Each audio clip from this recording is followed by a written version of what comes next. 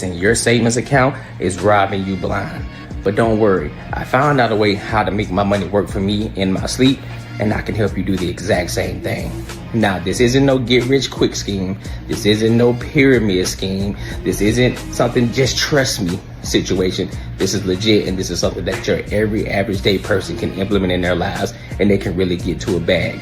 This isn't a short-term play. It's a long-term play. There's a promo going on right now, so you definitely want to jump on it before the price goes up because this is too valuable. The link is in the description. And hey, let's get our money up. Let's get back to the video.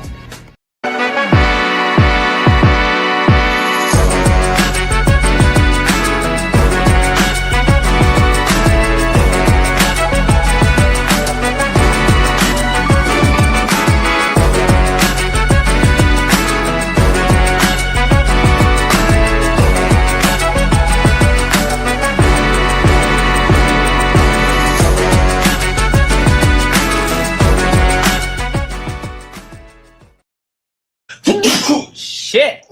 What up? Welcome to another show, one of the dopest shows on YouTube, where we talk about everything under the sun as long as we get back to the money, real conversations, and real solutions. I'm your host, Courtney Edgar.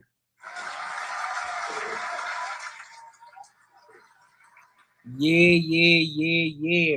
Now, before we get into it, because we got a lot of topics to talk about, we're going to be talking about some degenerate behavior. We're going to be talking about R. Kelly. We're going to be talking about money. We're going to be talking about a whole lot of different things. So make sure you get comfortable. Make sure you lock in with your boy because we going to get to it. All right, but before we do, make sure you like, comment, and subscribe for the algorithm, and make sure you hit the bell notification. Like I said, guys, for those of you who will be in the chat, one of the biggest things that I'm going to start doing now, listen, the chat lives does matter, okay? Want y'all to understand that. I appreciate the chat. I appreciate the engagement, but here's the thing. I will not be bringing your comments up unless you support the channel. All right, so if you want to be acknowledged, make sure you support the channel by tapping into the super chat. All right, so let's go ahead and dive in to this first topic that I want to talk about today. Let's talk about these young YNs, bro. Let's talk about these young YNs, and a lot of they just make people look bad overall. They make the overwhelming majority look bad, but it's a very small minority of them that do this. All right, so let's just go ahead and dive into it, bro.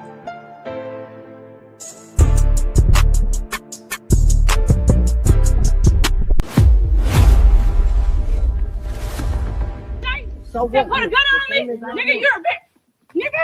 What are you here to do? What's up? Don't jump in. Don't jump in.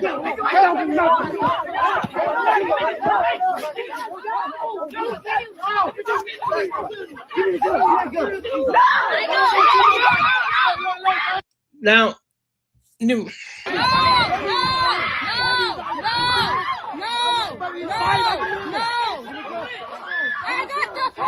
I got a kid. I got a phone. Don't do it. I got the phone. Don't do it. The police just left. The police just left.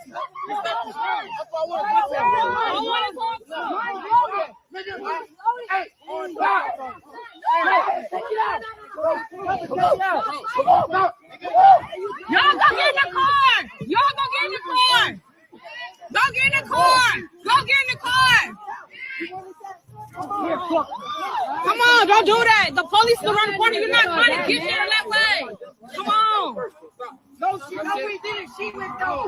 Look. No, I've been all on camera. No, you cool. I don't care about none of that. I'm not taking no.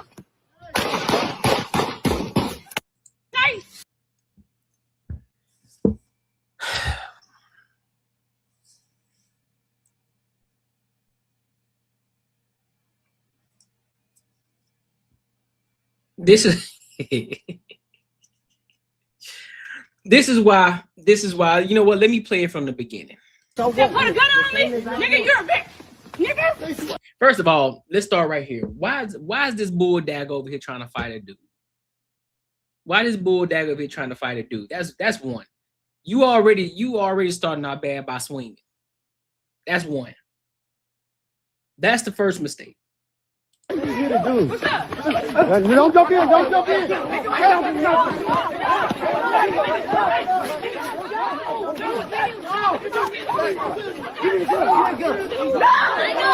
First, now look at this fool. Look at this idiot. In the middle of the street, ain't no telling no kids around. Now, from what we can see, there, thank God, ain't no kids out there, you know, young little ones out there, right? Look at this idiot. Y'all make it hard, bro. Y'all make it hard for people to protect y'all in the black community. You make it hard. Y'all continue to keep proving their case. Now, mind you, let me preface it by saying this isn't the majority. This right here does not represent the majority. Because I know there are a lot of you, well, it is. It seems like it's a lot of you. Well, yeah, that's just what the media wants you to think. It's not the majority. All right? There's a very small majority of these individuals and these YNs and these degenerates. But you in the middle, niggas so soft, bro. Y'all niggas is soft. You can't get in the fight because you're afraid to get your ass whipped because all you ready to do, you ready to pull out the gun, you ready to pull the trigger. Y'all soft, bro. I don't care how you feel about it. You decided to be on camera. And the person decided to film y'all. You feel some type of way, that's on you. They ain't got shit to do with me, dog. Look at this shit. Look at this. Got a whole baby out here. A whole baby. You putting this child's life in danger because you want to be a YN, because you want to be ignorant, because you want to be a degenerate. Y'all want to be stupid. This is the part when we talk about when black men alike, when they say fuck the culture, this is what they're talking about. Because all of it is not encompassing. No, there are good things about the culture and there are bad things. We do not subscribe to the bad things in the black culture. The bad things, this right here is what we talk about. She got a little infant in her hand. Niggas out here fighting. Over what? Juice boxes? Over what y'all fighting over? No. Look at this shit. Look at this clown shit. I got a kid. I got a phone. Look at this clown shit. Don't do it. Don't do it. Look at this clown shit. Look at this nigga. Hey, he ready to go to jail. He ready to go to jail. Send his ass to jail. Send him to jail. Send his ass to jail. Send him to jail. Y'all nothing but punks. 65. So quick to pick up a gun. Now you think you a man with that gun, don't you? I'm a man without it. Put up your dukes. Now you a man. Your uncle had to learn the hard way. 22 years old. Right? The police just left. The police just left. Look at this shit. Nigga can't even catch a fade without somebody ready to pull out the gun, bro. Can't even catch a fade, bro. Just catch a fade and go home, bro. Niggas running around this bitch. Yeah, bro, what's good with it, bro? Hands in your pants, you ready to pull it out. You ain't squared up. You ain't ready to do nothing. You ready to pull the shit out, bro. Y'all niggas suckers, bro. That's sucker shit. Now that's what I call sucker shit. That ain't hard shit. That ain't gangster shit. That's sucker shit. Look at this shit. Look. Look at this idiot. Look at this dummy.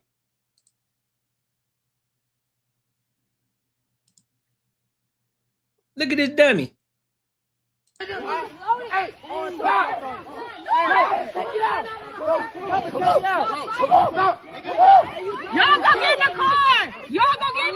Look, everybody outside just standing around. Look at this. People in the neighborhood, and y'all want us to come back to the hood. When people leave the hood, y'all want them to come back. Oh, you ain't real, bro. You don't want to come back to the hood. No, nigga, I don't. No. For what?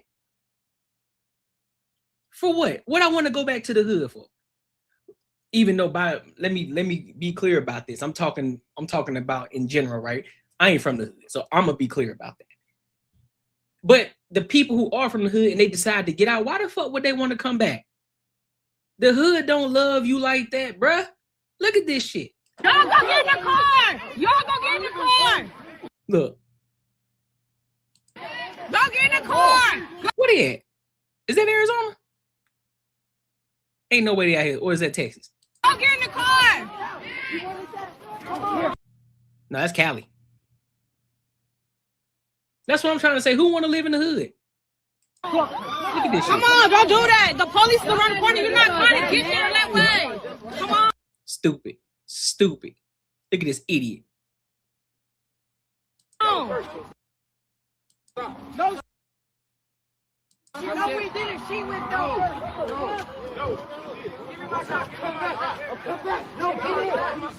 He said, give me my gun. Nah, hold on. What did he say? Then you got white chocolate over here trying to be cool with the gang.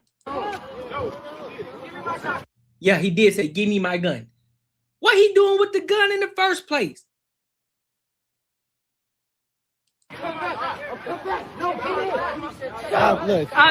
Now he finna go at his homeboy because he a fucking hothead. I have it all on camera. Now you cool. Look at this fool. Look at this fucking stupid ass. What are you shooting at? So fucking dumb, bro. So stupid. So stupid. So very stupid. So very stupid. This is the shit that we talk about right here. And y'all niggas get upset when niggas don't want. Y'all get upset when black men or black people in general try to hold other black people accountable. Where the fuck they parents at? Who the fuck raised me? Who the fuck raised these people? Now, mind you, there was a different story back in the day where kids would go outside, you know, you would fight, and then you go on about your day, bro. Now you got to worry about if you get in the fight. Now you got to get worried. Now you got to worry about these dudes out here pulling out guns, bro.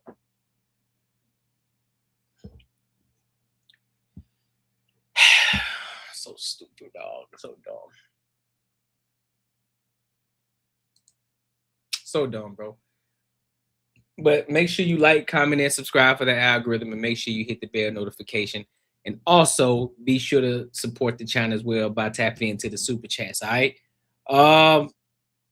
This is dumb. Let's go to this next topic. Let's go ahead and dive in to this next topic real quick.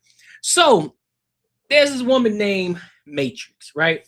She was on, I guess what you call the show. It was like it's almost kind of like was Jubilee, right? Where you got one side, they agree on one point, and then you got the other side who disagree. But she was just on the recent one where it was liberal women versus conservative women. She was one of the conservative. She was one of those conservative women who was going against a whole bunch of liberal white women, right? And now she's going to talk about being a feminist and how you should be a feminist should be a phase, and you should be able to grow out of that. You should grow out of it. So let's hear her thoughts on this, and then I will give my thoughts and opinions on it as well. All right, so let's rock out.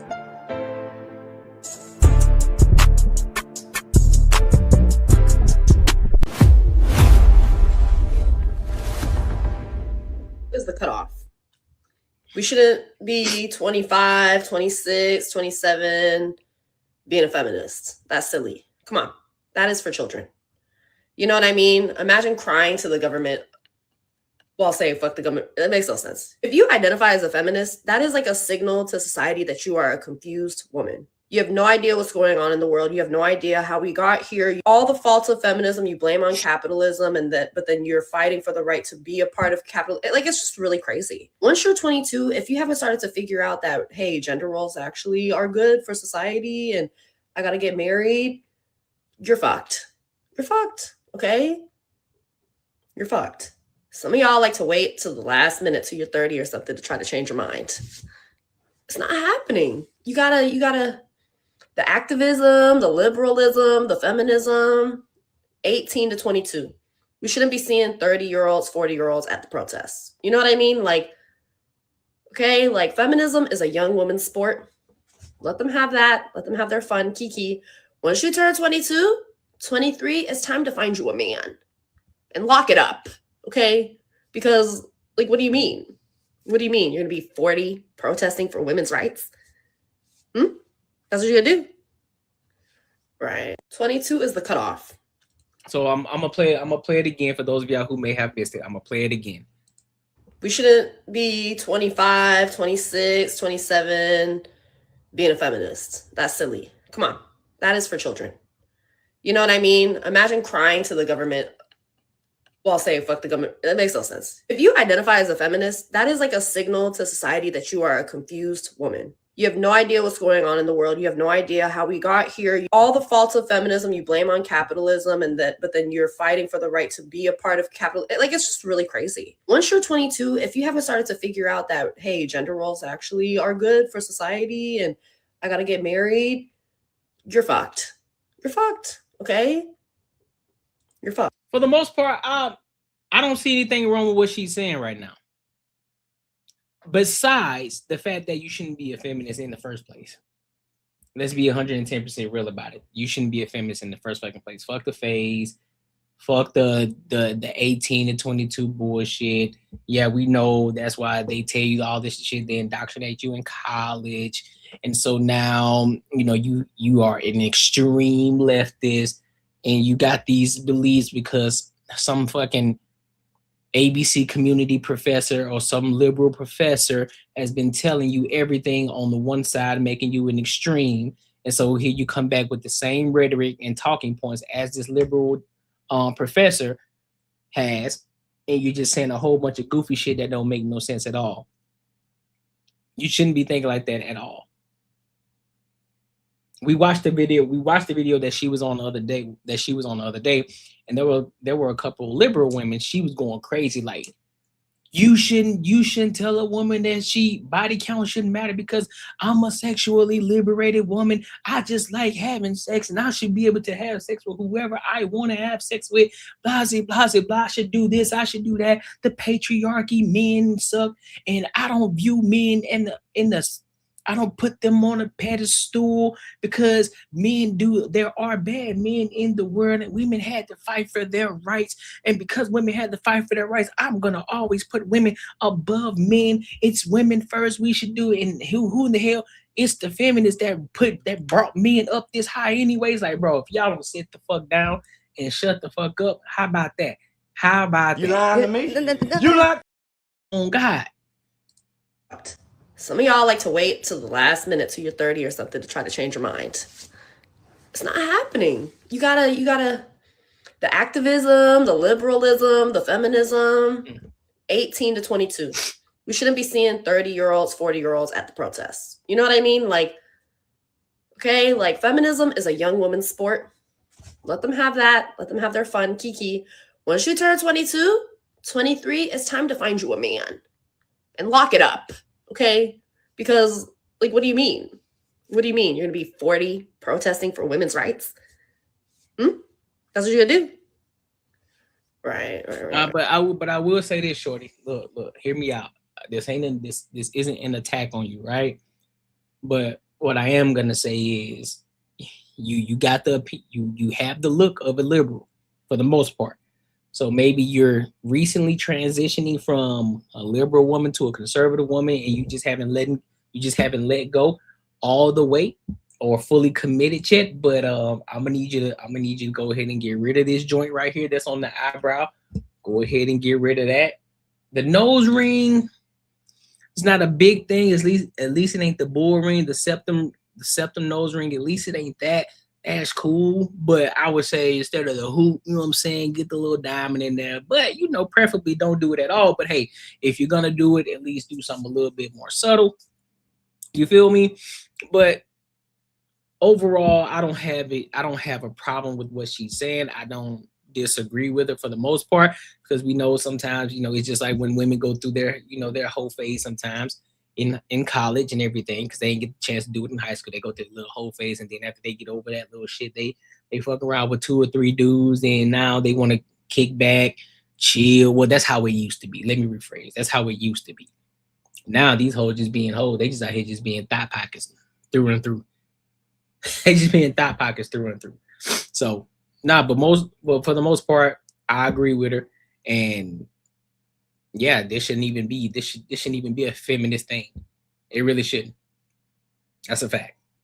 Because what it is now is a lot of these feminists, what they do, everything has to result back to man bad, man bad, man bad, men bad, men bad. It's if you're gonna have women empowerment, but stop bringing us up in the conversation.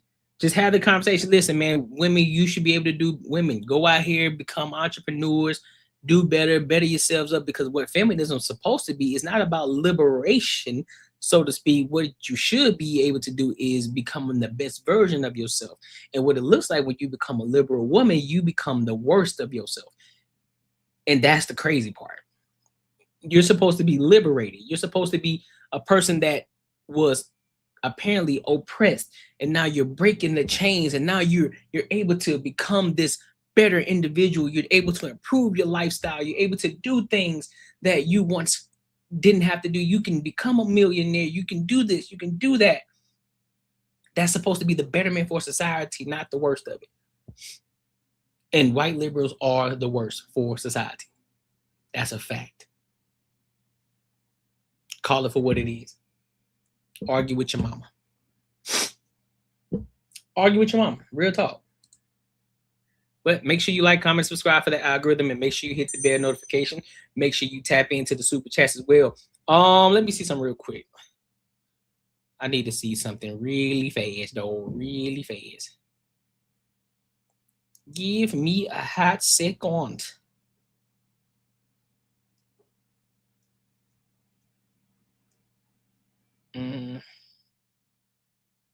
It's not what I'm looking for.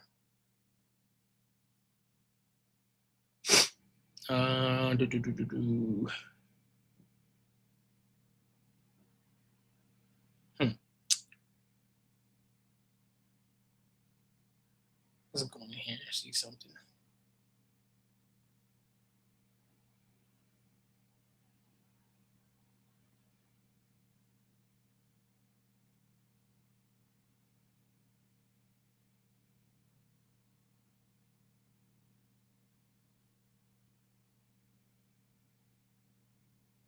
Okay.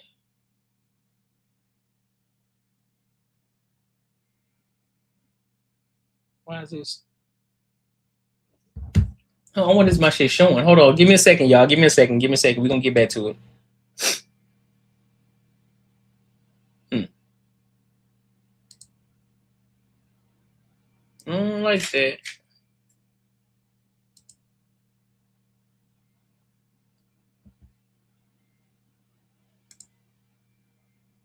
Is my shit?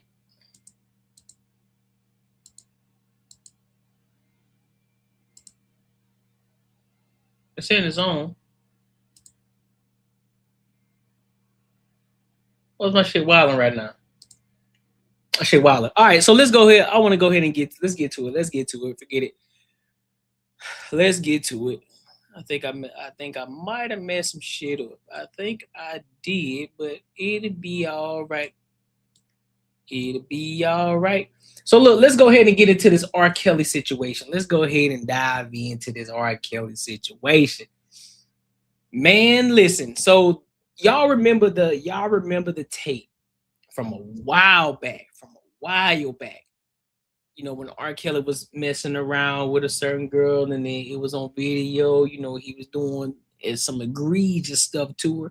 Well, she finally came to speak out. And she wants to voice how liberated she is now, and she don't want to be seen as that girl anymore. So we're gonna get more context in regards to what she's saying and what she's doing now, and that whole situation leading up to now. All right, so without further ado, let's go ahead and lock in, dog.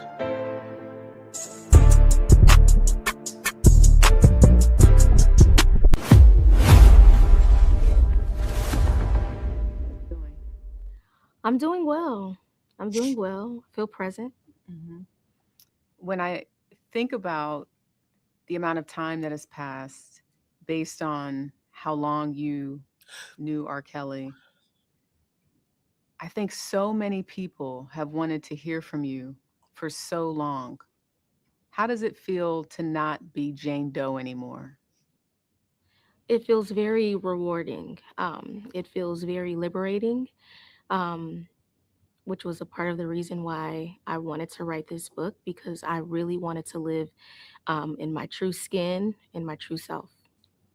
And your true self today is what?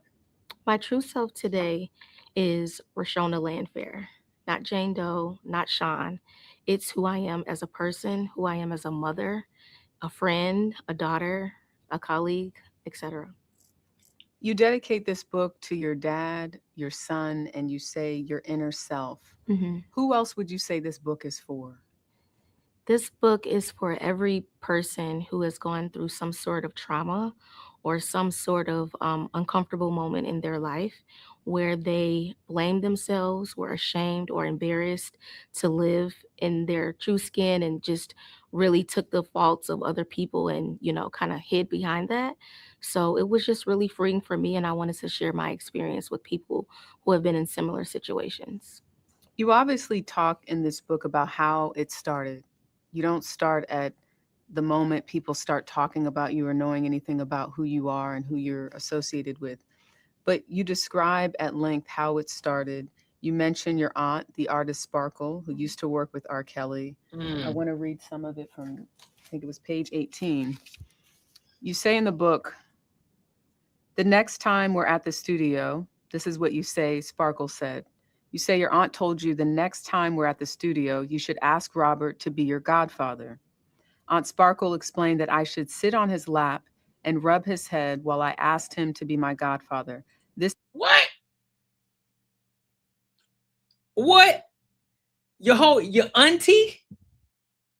Your auntie, your aunt, your blood. Well, maybe if it's maybe blood or or by marriage, whichever one, but either way, your auntie told you sit on this man's lap and rub his head. Oh, what the instruction seemed sort of weird since I hadn't sat on his lap before, but I didn't question it. When you think back, is that where it all begins? Is that the start? That is the start. That is the start of him entering into my life in a different way than just being an artist or hanging out at the studio. It became more personable at that moment. Because you yourself were an artist. You were a part of a rap group. You had toured Europe. You'd been to Europe. Mhm. And it was your aunt, you said, that introduced the family to R. Kelly because he's this successful artist from Chicago. At this time, he's really starting to blow up. He left the group that he was in. Mhm. And it was interesting, exhilarating, fun to be around him. Is kind of how you describe it in the beginning. I mean, this is a big superstar, and you have Yes. access to him like, hey, I want to hang out in the studio. Mhm. And at the time, in the beginning, he's treating you like a normal, excited kid that wants to learn more about the business. Correct. So when do things turn? And I know you go into great detail, Mhm. the early stages and why this is so complicated, your mindset Mhm. at that time. Well, during the time that I met him, I'm also a teenage girl who's going through puberty. And so some of the things that I was thinking or feeling were just normal expressions to, my maturity level at the time. And so it starts very innocent. It starts, you know, being mesmerized and, like you said, like admiring this person. And then, it kind of gets a little deeper or more complicated when that person is able to, see what you can't see, the way you're developing, your conversation, your personality traits. So it kind of became more complicated when he started analyzing me and, the things that I was going through and who I. Oh, that shit is sickening, bro. Real talk. That shit is sick, bro. Like niggas, like dudes really out here. They really out here preying on these teenagers, dog. What the fuck is wrong with people, bro? All these thought pockets out here in the world, bro. that's of age. You got these 40-year-old thought pockets. You got these 30-year-old thought pockets. You got these middle and above the higher age 20s thought pockets, 50-year-old thought pockets out here. Because mind you, a lot of these chicks out here, they saying fuck it, they want to be thought pockets. You got all these thought pockets out here in the world, and you want to focus on the teenager. Was becoming as a person. And again, I What up, was Snow? excited and mesmerized to, be under his wing and to be a part of his habitat. So that's how things kind of unfolded. So we know that things progress beyond looking out for you as almost like a goddaughter, and it turns into something more than that. I want to go and stay with your aunt Sparkle, who I've interviewed before. Mm-hmm. And she was the first person to really sort of say, you need to go check over there. Something's not right. Right. I think there's something going on that should not be going on. Mm-hmm. In the book, you describe social services coming to your home to do a welfare check. Mm-hmm. And your parents are shocked. They think perhaps maybe she's just jealous because she's no longer associated with R. Kelly. And then obviously 2001, 2002, we're talking about the tape. But why don't you think anyone believed your Aunt Sparkle when she first raised a red flag about a possible inappropriate relationship? I don't think they believed her because there were no obvious signs of what was actually taking place.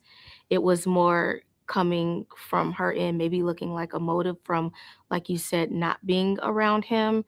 And those kind of questions or concerns didn't happen until she was no longer a part of, his camp or the things that were taking place, her as an artist. That's when those questions started to raise.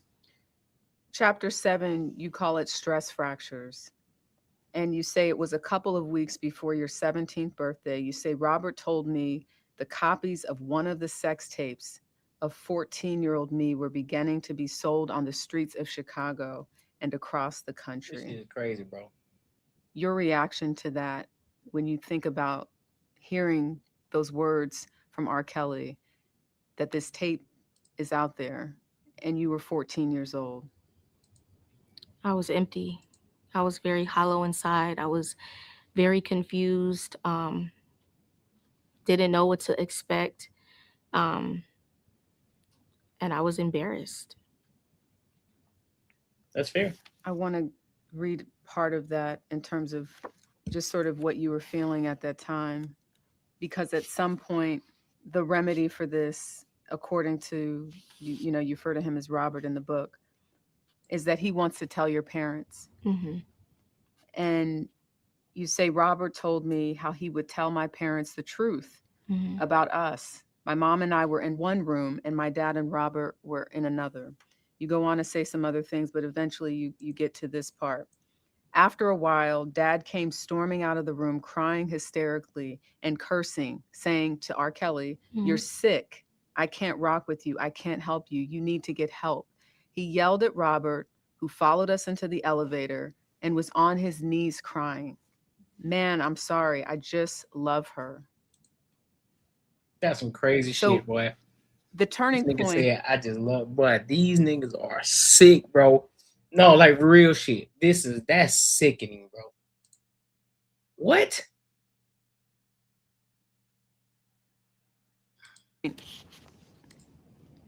From innocent goddaughter running around just trying to learn the music industry to something more like you're trying to make sense of why he's calling you and saying, what are you wearing? This type of thing.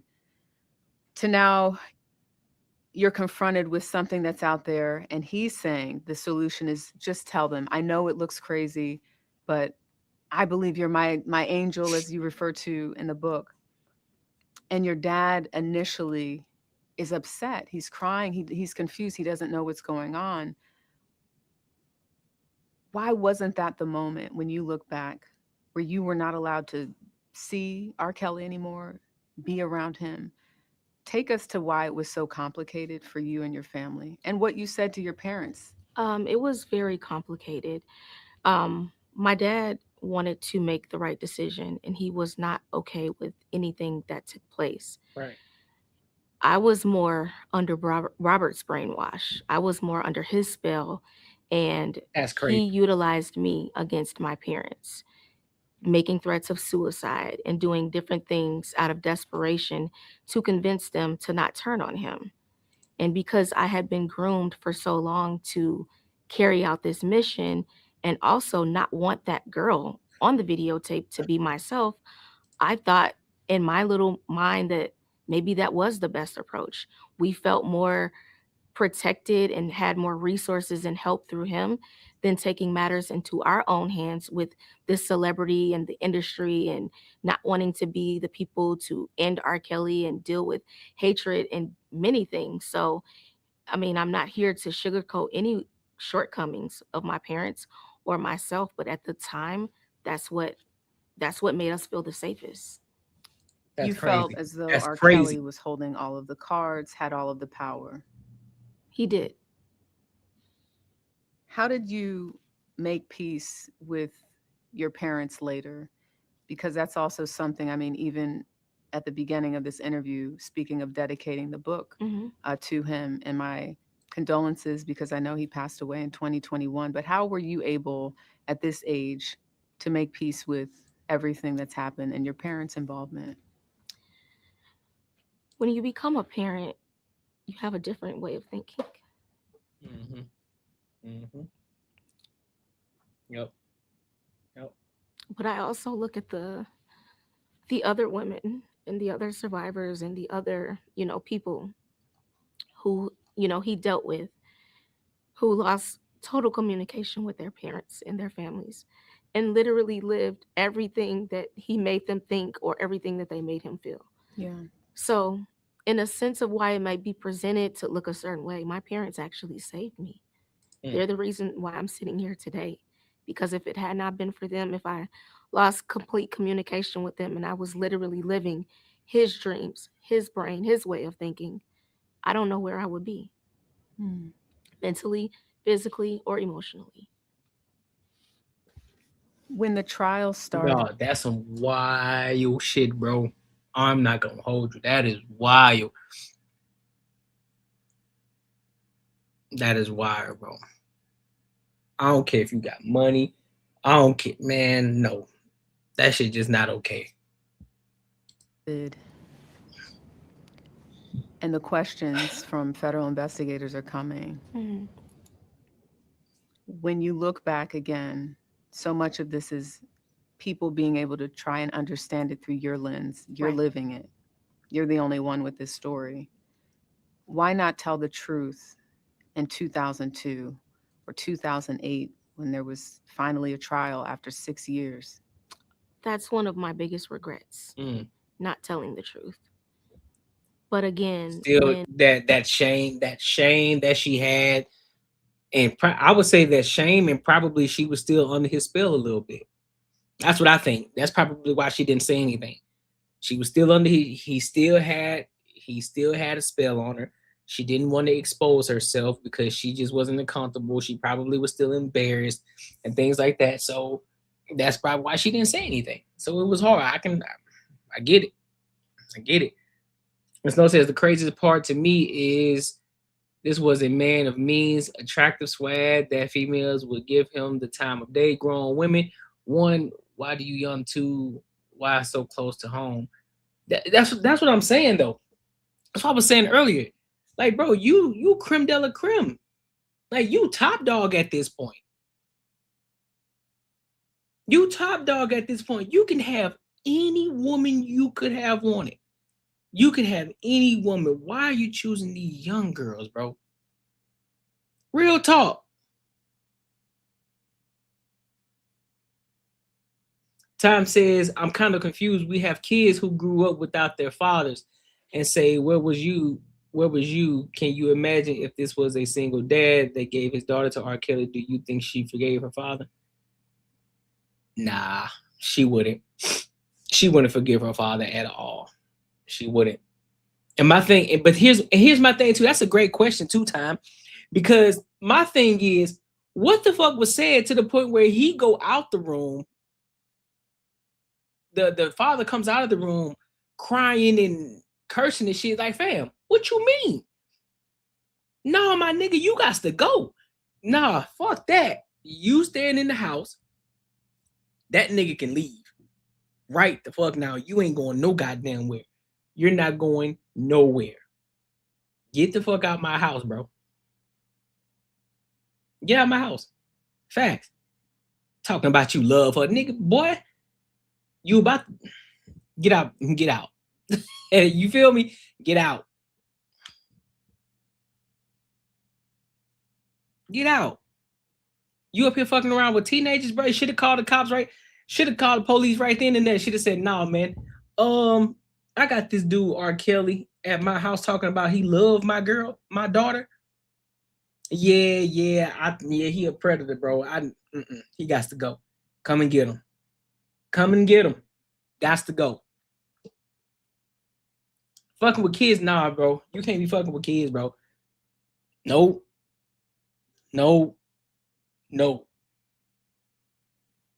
This is what I don't understand. We live in a world where women are independent, strong, and voice their opinion. What mother will let that happen? Society already got their mind set up on fathers, not moms. Yeah. I have been trained and groomed since I was age 13. I started believing the lies that I was telling.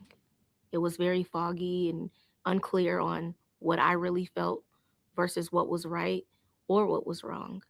And even in moments where I despised Robert, I still lied for him. Yep. When I look back at that trial, even this Still idea had under that that spell. people who were not part of the jury were able to see some of that video. Mm-hmm. And what up, Boy City? The jokes that came from the video, because we're talking about seeing a person at the time, not knowing who it is, Mm-hmm. for sure, being urinated on and talked about. Do you look at even the justice system as not protecting you to some extent? I mean, thinking about that video being played before a gallery of everyday citizens. I definitely think things could have been handled differently. I'm happy I wasn't there to witness everyone watching that. Yeah. To the world imagery, I was not made to be a victim. I was a mockery. And that was very difficult to digest. It was very disheartening to know that my body was just being displayed and tossed around. And, when I look back on it, I wish things could have been done differently, but those are all of the things that I had to internalize. How were you able to sit through the trial in the parking lot? Because I think to know that you were so close to the trial that could have put R. Kelly away back then, and listen to his instruction. Don't watch television. Mm-hmm. Don't read the paper. I mean, this wasn't the same, social media wasn't a thing in 2008 Right. the way that it is now. Oh, if social media, best believe. Listen, R. Kelly would have been in jail so fast if social media was what it was today.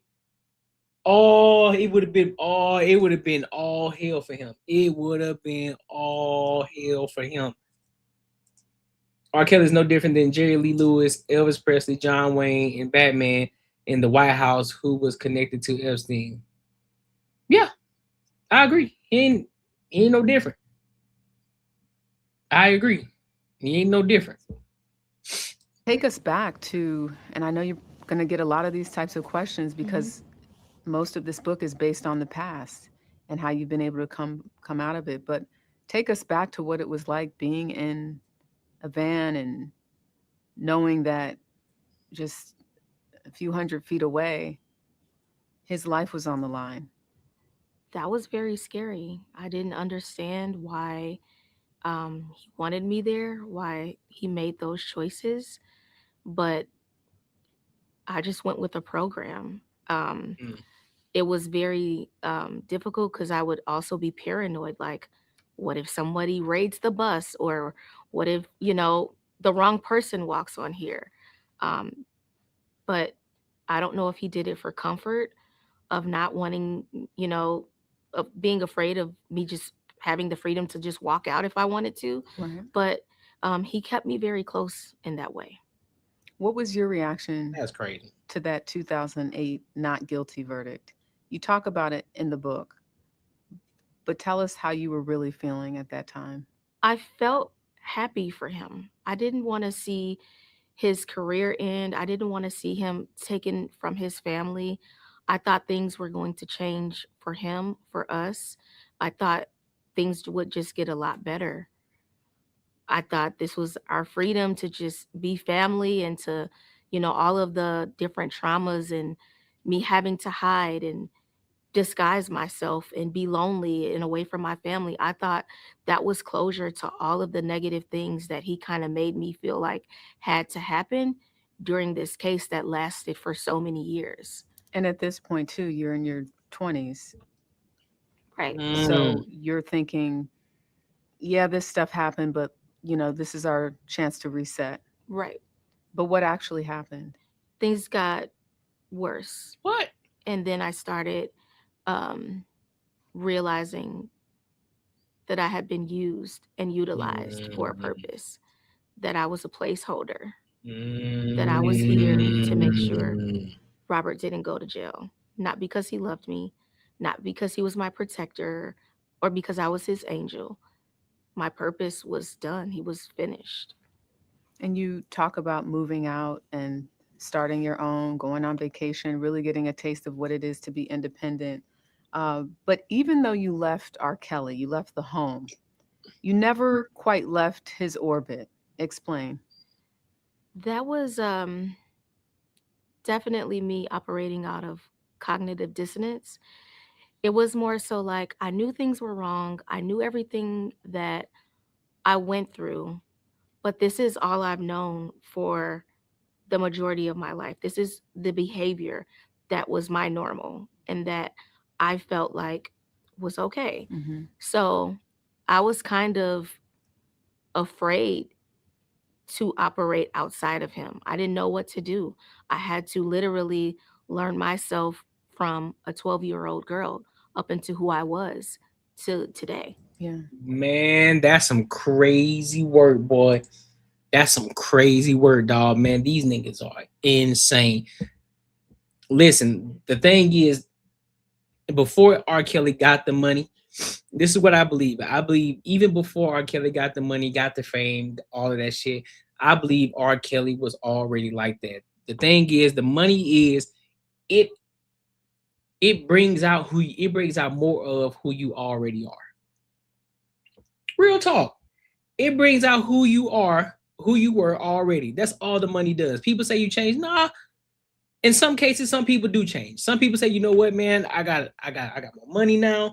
I got to move a little bit different than what I was when I didn't have the money. So I got to really be careful who I have around me, my environment, the people that I'm rocking with, the people I'm talking to.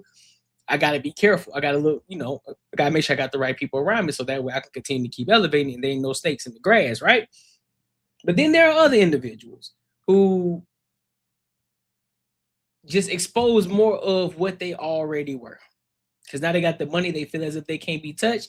They feel as if they're invincible and they can do whatever it is that they want to, and nobody's ever gonna hold them accountable. But man, you crazy. You crazy. You crazy. That shit's wild, man. I feel bad. I feel bad for her though. But I hope everything works out for her. I think she'll be fine. I think she still has a lot of healing to do. I know she's healed a lot, but I think she's still gonna have more. I honestly believe he probably still got a little bit attached to it, just a little bit. Not a lot, but just a little bit. But she'll be fine though. She'll be 110% fine. She continue to keep growing, keep pushing. She got a kid, she got a life and all that shit now, but I think she'll be just fine, for real. So, yeah, man. Make sure you like, comment, and subscribe for the algorithm, and make sure you hit the bell notification. All right. Do I want to go to this? Yeah, I want to go to this. I want to go to this. This because I think this is kind of funny. I think this is funny, but it also goes to show you how people are sometimes, man. It's like you're able to do something, but then if somebody else do it to you, then all of a sudden you want to get mad. But we're gonna get there. Make sure you like, comment, and subscribe for the algorithm, and make sure you hit the bell notification. They're trying to relive their second childhood. Also, make sure you tap into the Patreon as well. Link is in the description as well as pinned in the comments. Also, make sure you support the channel. Make sure you support the channel. Tap into the super chats, my good people. Tap into the super chats. All right. Do you want to go? Let's start it here. I think this is good. Let me go back just a little bit more. I bet. All right, so let's go ahead and move over to this next topic. I want to talk about the Lapeef show. I want to talk about the Lapeef channel, right? Illa and I think his name is OGJ Speed. His name is OGJ Speed. So them two went back and forth, and apparently, y'all, I'm gonna let y'all be the judge. Before I say anything, I want y'all to listen closely. I want y'all to tell me who y'all think the person who was triggered is.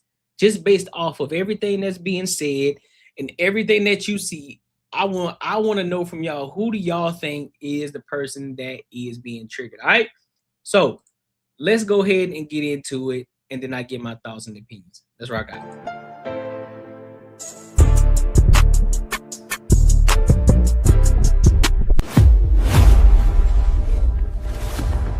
I'm trying to follow you, OG, but I think because you're a member of the nation, I noticed with a lot of people that's members of the nation, if anybody has found a flaw in Farrakhan or Elijah Muhammad's speech, then it's, or maybe a disagreement, y'all take it like real personal. And I don't think that's the case here.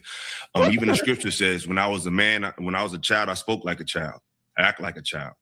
When I became a man, I put away childish things. So that's the scripture. So obviously there is a point when as men and women, we have to become adults. And I think there's a difference between being able to enjoy things that you once enjoyed as a child and still being stuck in childhood, because most people who still are stuck in that they went through something traumatic as a child that interrupted their childhood. So now they're trying to relive their second childhood. And that can be very dangerous to somebody in a relationship, because at some point I can't fulfill the need for you when you were 7, you're 35 now. So you come from the era, respectfully, OG, you come from an era that was very extremist. Y'all was either extremely absent or extremely enabling. So you have a different perspective of our brothers. And just because we don't see what the minister says, because respectfully, those women are clothed and covered up to the head. So they're not in pure freedom in there either, if you want to be technical about it. Freedom is being able to do what I want to do. They can't do what they want to do. So they have a limited freedom. So that's not even a pure expression of freedom either. That's freedom in Islam, freedom in a religion.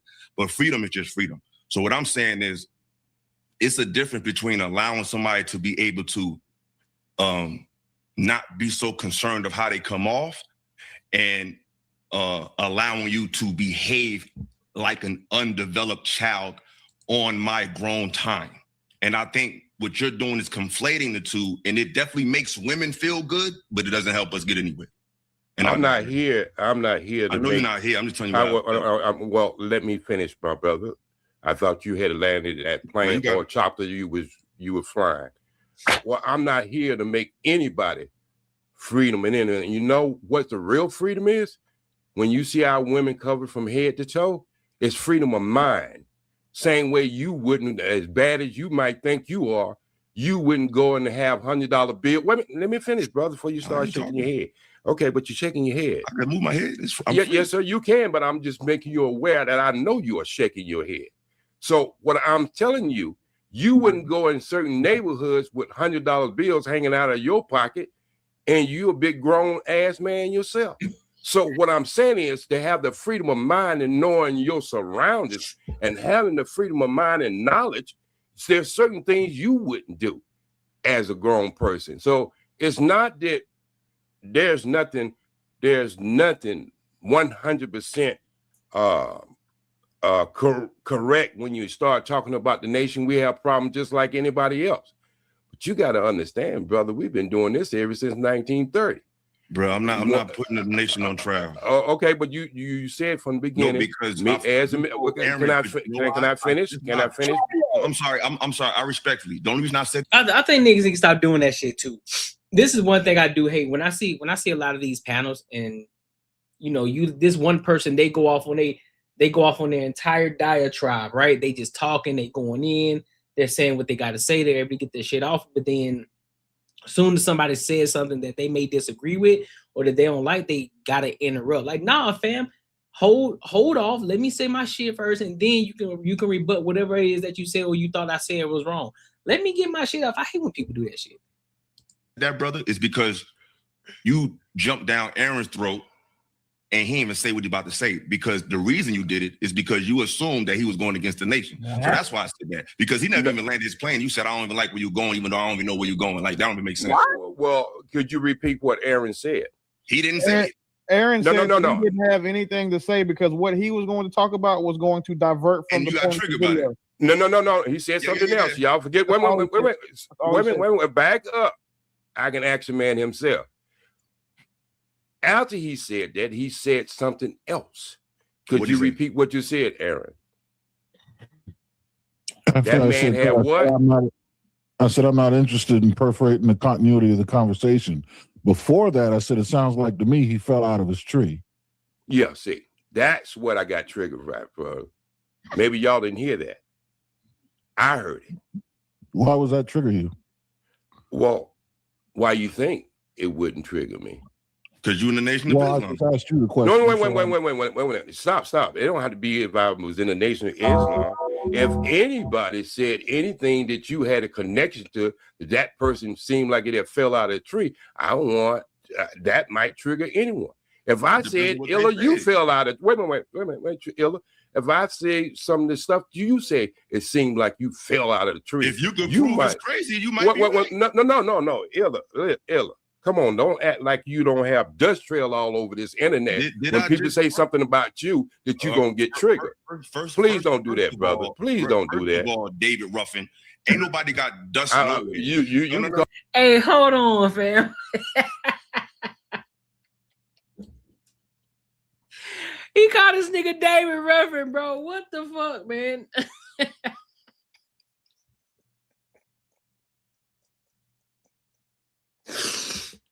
Bro, what the fuck, bro? These niggas is wild, dog.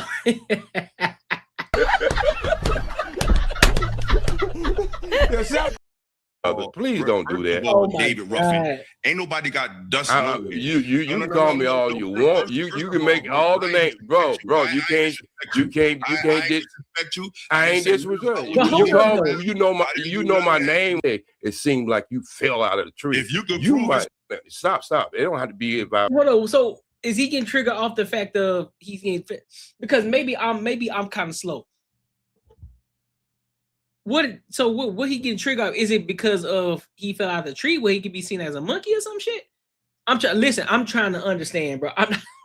I'm not trying to be funny. I'm dead ass. Was in the Nation of Islam.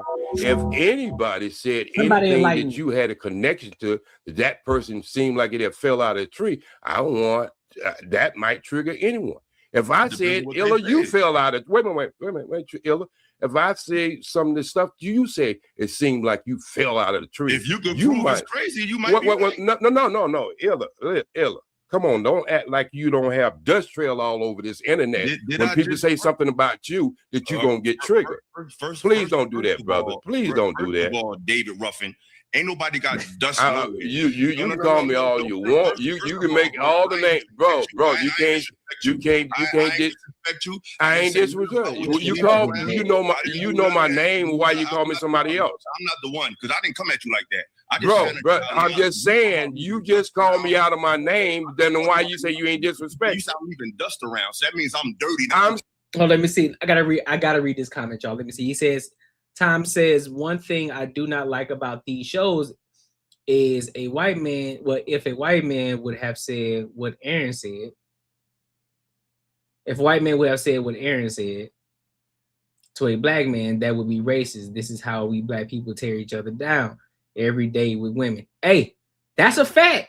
Listen, that's a fact. That's 100. That's a fact. So I'm not tripping, right? Because that's what I gotta. I promise you, if I'm hearing it wrong, if they talking about something else that's going over my head, somebody enlighten me. But what I am hearing, and the reason why OG Speed got triggered is because niggas say he fell out of the tree. What does that mean? Is there something underlying to that? Or is he saying that nigga, you a monkey and you fell out, you be hanging from a tree and you fell out the tree? Is that what I'm hearing? I'm just trying to understand, bro. I'm just trying to understand. I'm not calling nobody nothing. I'm just trying to understand. What up, my guy Marcus? What's good with you, big homie? Now look at the two brothers going at it, right? So when women do it, it's okay, but when men do it with women, they call that sassy and gay. Boy, you on one today, ain't you? You came to cook today, didn't you? You came to cook today. Said no, I didn't. I said dust is a trail. Is a trail. A trail. That's the thing, Marcus. I don't think he ain't said nothing slick yet. Now watch it. Let me rewind it back. What up, my guy, real life PJ? What's good with you, family? I'm just saying, you just called me out of my name. Then why you don't do that? David Ruffin. Hold on. Tell me if I'm tripping. I'm gonna play it again. Make sure I'm not tripping. Make sure I'm not the one that's tripping. All right? You mean? Because you in the Nation of Islam. I just asked you the question. No, wait. Stop. It don't have to be if I was in the Nation of Islam. If anybody said anything that you had a connection to, that person seemed like it had fell out of a tree, I don't want that might trigger anyone. If I said, Illa, you fell out of wait a minute, Illa. If I say some of the stuff you say, it seemed like you fell out of the tree. If you could prove it's crazy, you might. No, Illa. Come on, don't act like you don't have dust trail all over this internet. When people say something about you, that you're gonna get triggered. Please don't do that, brother. Please don't do that. David Ruffin, ain't nobody got dust. You can call me all you want. Okay, so Marcus, you saying that when he said he leaving dust trails, that's the part? Make sure. I just want to be clear. I want to make sure that's the one. Is that the part that you're talking about? Is in regards to when you say leaving dust trails, like saying some slick shit? Okay, I got you. I mean, yes, you could be looked at that. It could be looked at as that. You know, I guess it just depends on the person. You know what I'm saying? Just like he called that nigga David Ruffin. Or when OG got triggered when he said he fell out of a tree. You know what I'm saying? I guess it just depends on the person. All the names, bro. You can't. They're both look familiar. I ain't disrespectful. You know my name. Why you call me somebody else? I'm not the one because I didn't come at you like that. I'm just saying you just called me out of my name. Then why you say you ain't disrespectful? You said I'm leaving dust around, so that means I'm dirty now. I'm saying no, I didn't. I said dust is a trail. Is a trail. What? A trail being in the internet, brother. Well, I mean, and what are you, a trail of what? Wait. Slow your bro. Wait, brother. Can I tell you something, brother? Can I tell you something, brother? No. Okay. Well, then I'm gonna tell the panel. I'm gonna talk to the panel. I got the floor, brother. I got the floor, brother. I got the floor, brother. No, you didn't. I got the floor, brother. All right, when you finish, I got the floor. Yeah, okay. So, ladies, you might want to close your ears on this one. But if this gonna be a dick contest, I'm gonna take out enough just to win. Just enough to win. Okay. So, no. I'm just telling. No. What I'm just saying. That was crazy. I'm not feeding. What I'm just saying is, if you want to sit up here and joke, we can joke all day because that's what I do. Started, brother. No, I didn't start on you. I just went against what you said, brother, and you got offended. No, you didn't. Ella, real quick, if I could, Ella. Yeah. What I believe OG was saying when he said dust, he's just referring to digital footprint.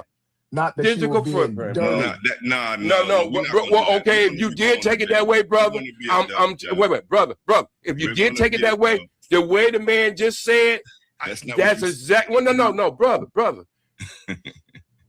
Listen, what I'm saying is, oh my God. I didn't interject you. I just know that for the last 2 weeks that you have been over the internet and you have a lot of you got a lot of trail over there. Brother, why? No, I understand, but I haven't disagreed. Why? Wait a minute, brother. I have never disagreed. Why?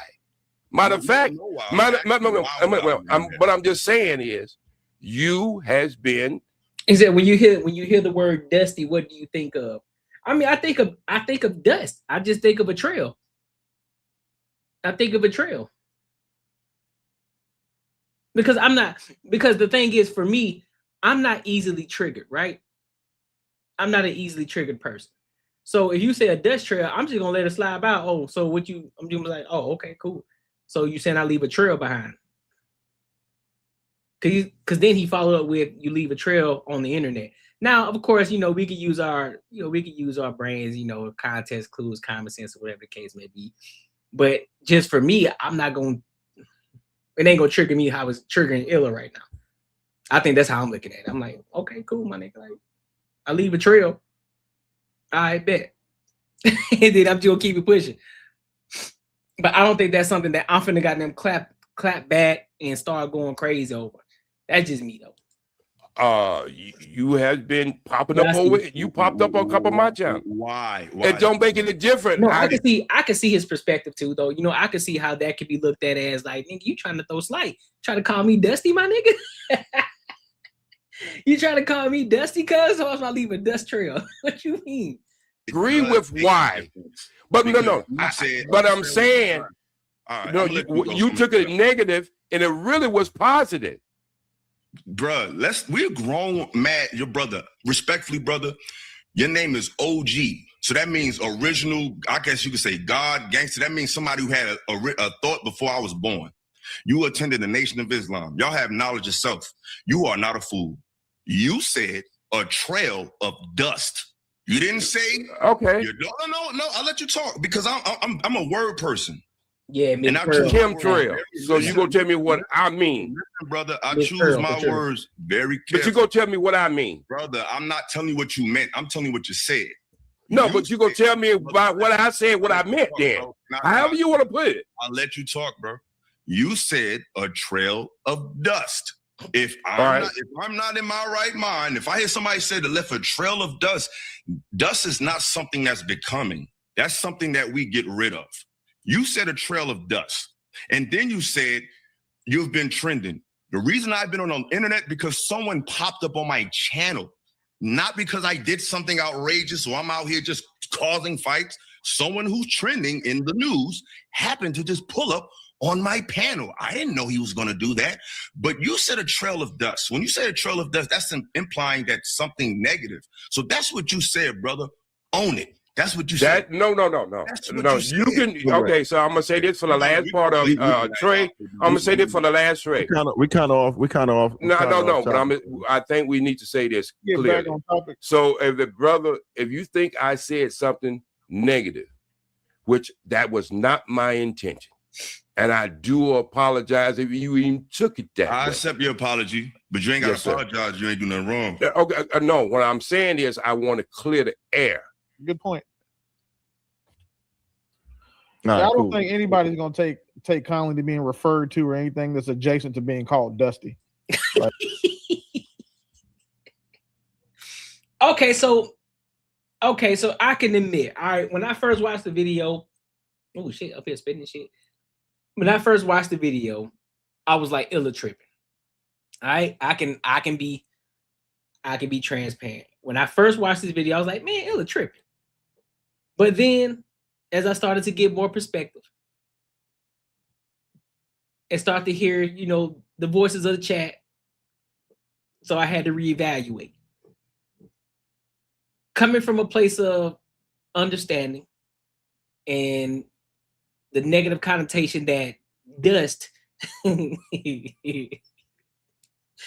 dust has, when we think dust, we think, oh, this nigga a dusty nigga, huh?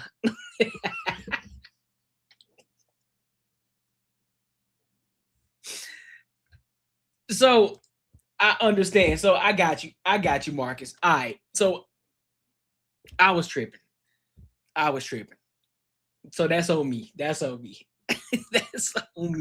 But make sure you like, comment, and subscribe for the algorithm, and make sure you hit the bell notification, bro. Yeah, listen. I'm able to stand 10 toes and say that I was wrong. I looked at it wrong. So I bet. All right, so let me see what we got next. Let me see, what was this one? What's that topic for show? 1530. Let me start at 1530 on this one real quick. Okay. Can you hear me? I wanna speed up real quick. 1530. That boy got the Cash App. Listen, man, make sure y'all tap into the Cash App, not the Cash App, the Super Chats too. If y'all want to support the channel. Make sure you like, comment, subscribe for the algorithm, and make sure you hit the bell notification. All right, so I want to go to this next topic. This one here was sent to me though. So this is basically about a delusional feminist. And she's arguing, and then basically her argument just get debunked throughout the entire topic. But there's a specific part that was sent to me, and they told me to review it. I haven't seen this one yet, so we're gonna watch it in real time, and then I will give my thoughts and opinions on it. All right, so let's go ahead and rock out.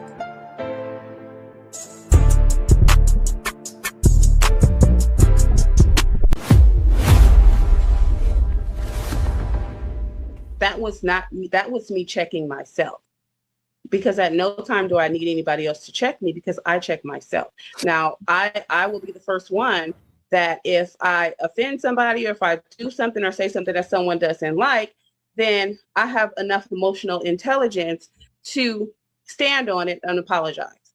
Okay, now, what I was going to say was, what gives men the audacity to think that they are competent enough to make decisions for women when they can't even carry, birth, or feed a baby? Okay, let me ask you a question responding to that. What?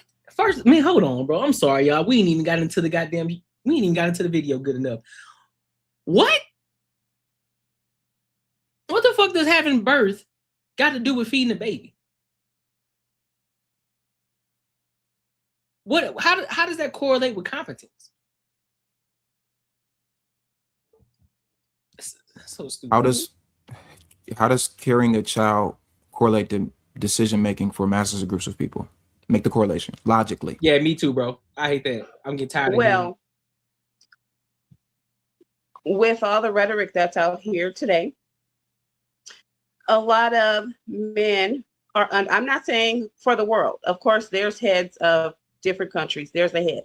There's going to be decision making for an entire population, because we can't base things on individual needs. You need this, you need that, you need this. We're going to do it under umbrellas. So that's that. What I'm simply saying is that, how can a group of men who do not even possess that power have the audacity to think that they are competent enough to make decisions for women? Okay, you still have not answered my question, so I'll try to go into more detail.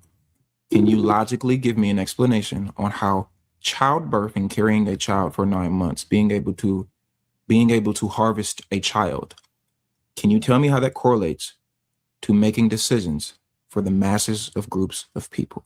Exactly. Because you have nothing to do with that. You have absolutely nothing to do with that woman and the phases and stages of what her body is going through, and you have no idea. Okay, so go ahead, finish. Go ahead. I thought you were so how can you competently lead and guide a woman? Okay, this still doesn't answer my question, but we'll just go with the point that you're bringing up. Okay. So you do realize if a man has right, he has issues with his semen due to his bad health, his diet. If he gets a woman pregnant, you do realize that child and that woman can have issues, right, with her body, because that man's semen is not the best. You just said that a man. No, that's not true. It's absolutely That's true. not true. That is not true. So what you're telling me is on a platform of, I don't know how many people are watching that. If a man does not have the best semen, or like his semen is not the best, I don't know that correct biological term for it. You're telling me that no matter what is the levels and the health of his actual semen, it has nothing to do with the woman's body and how that child is going to be conceived, as far as having health defects, birth defects, the possibility of that woman staying alive. You're saying that has no correlation? No, not at all. Okay. You want me to explain it to you? I don't think me or you, because I don't think either of us are educated in that field. I think what we both should do. I am. You That's I have a master's degree in nursing. You have a master's degree in nursing? I have a master's degree in nursing. Yes, Okay. Okay. What type of nursing? What do you actually work in? I'm a registered nurse. Okay, cool. So what I'm gonna do, can you give me some links and like an actual study? Oh yes. Actually, you can let me hold on one second. Oh.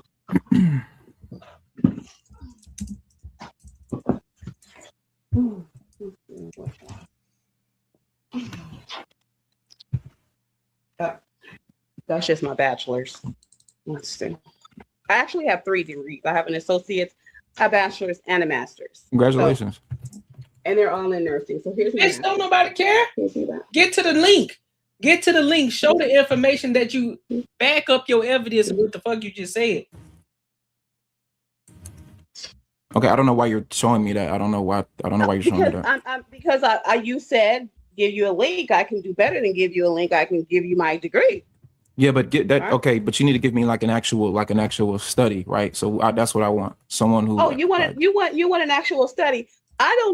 You want an actual study? I don't need to pull up an actual study because it's all DNA based. It's all DNA based. You lying to me? You lying?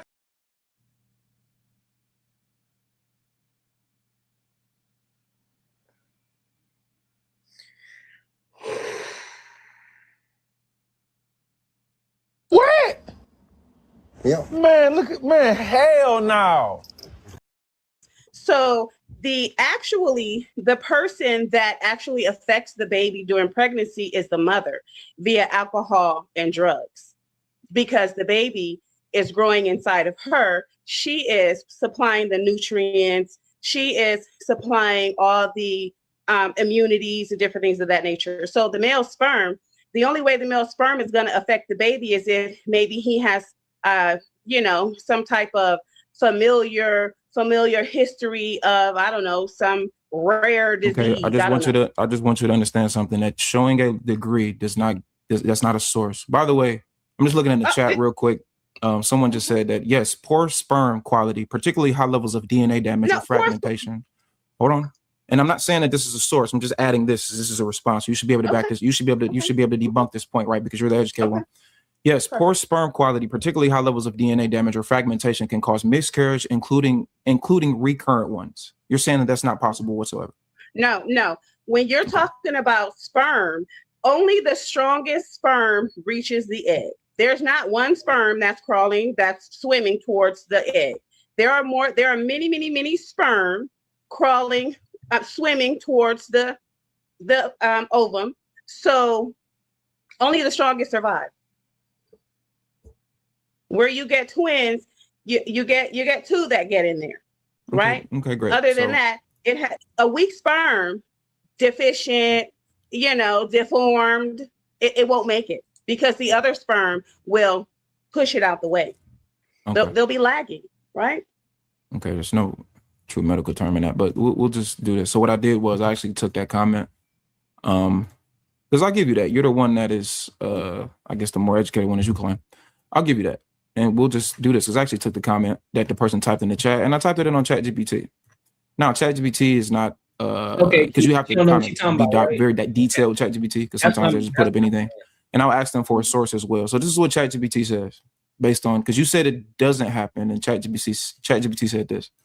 So we'll just read this. And And again, I just took her comment. I just copied and pasted it to ChatGPT. Yes, poor sperm. She said, yes, poor sperm quality, particularly high levels of DNA damage or fragmentation, can cause miscarriage, including reoccurrence. ChatGPT says, yes, this statement is correct. And it's backed by solid medical evidence. Poor sperm quality, especially high sperm DNA fragmentation, can contribute to miscarriages, including recurrent pregnancy loss. Here's how it works. Plainly, the sperm DNA fragmentation it means the DNA inside the sperm is damaged or broken. The sperm can look normal, move fine. Let me finish. I promise you, I'll give you the floor once I'm finished. A sperm can look normal, move fine, and still carry damaged DNA. How it causes miscarriage. Fertilization can still happen. Every cell division may begin normally. As the embryo develops, the damaged paternal DNA becomes critical. If the damage is too severe, the embryo cannot continue developing, which equals a miscarriage. What the research shows, men with high DNA fragmentation have higher miscarriage rates, higher rates of recurrent pregnancy loss, lower live birth rates. This is even true when women, let me finish. This is even true. This is true even when the woman has no fertility issues. Common causes of sperm DNA damage: oxidative stress, smoking or vaping, obesity, poor diet, which is what I mentioned earlier. Heat exposure, infections. I've never seen this word before. You probably know. Varicocele. I don't know how to say that word. I don't know. Varicosity.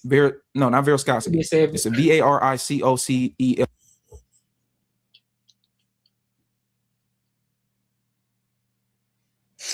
This man said viscosity. Oh, I don't see an S nowhere in there or an I. It's only after I don't even know how to say this shit. Only after the R's where I see an I. What she just said, it requires two I's. So no. LE. Spell it again. I'm sorry. I don't know how to say the word. Damn, I just clicked off. Hold on, y'all. My bad. VARICOCEL. Damn it. Hold on. VARICOELE. I've never seen this word in my life. COCELE. Oh, varicocele. Varicocele? Do you know what that means? I don't. It's an enlargement of veins. Okay. Aging, environmental toxins. Why this often gets missed. Standard semen analysis does not test DNA fragmentation. Men are often told they are fine based only on count and motility. DNA integrity is a separate issue. Important takeaway, miscarriage is not always a female issue. More fertility and sperm DNA quality can play a direct, measurable role in embryo viability and pregnancy outcomes, blah, blah, blah, blah, blah. So everything that they just said is not true. Now you have so we're doing tomatoes here because I did say DNA. Huh? We're doing tomatoes because I'm not doing any, ma'am. I'm not doing any tomatoes. I read you the comment that woman said in the chat, and I took it to ChatGPT, and we're doing tomatoes. Well, it's still the same thing, ain't it? You just pronouncing it different. It's still the same thing. You can say tomatoes, still the same fruit. Or if you say pecan, it's still the same goddamn thing. She's just talking out the side of her neck. I copy pasted it. And that's what it said to me. And I asked you from the jump, is what she said true? You said, no, that's not true. So I copied and pasted it into ChatGPT, and ChatGPT is saying that it's true. So what you're saying is that's not true. I agree with the DNA aspect of it. Yes, 100%. Okay, so I'm going to read the first part again because it said it clearly. It says poor sperm quality, especially means that this is an addition, right? It's more likely that this could be the case. Especially high sperm DNA fragmentation can contribute to miscarriages, including recurrent pregnancy loss. Also, I read you her exact comment, and you said, no, that's not true. And her exact comment was, yes, poor sperm quality, particularly high levels of DNA damage or fragmentation, can cause miscarriages, including recurrent ones. You said that was not true. And then now, given the example that ChatGPT actually explained and broke it down, you're saying, well, it's true because it's DNA. Well, I've already explained to you from the jump what the actual comment was, and you said that it wasn't true. So now you're going back on your own original statement. No, I'm not. No, I did say, okay, can you rewind it back? It says DNA. I said DNA. There has to be something wrong with the DNA.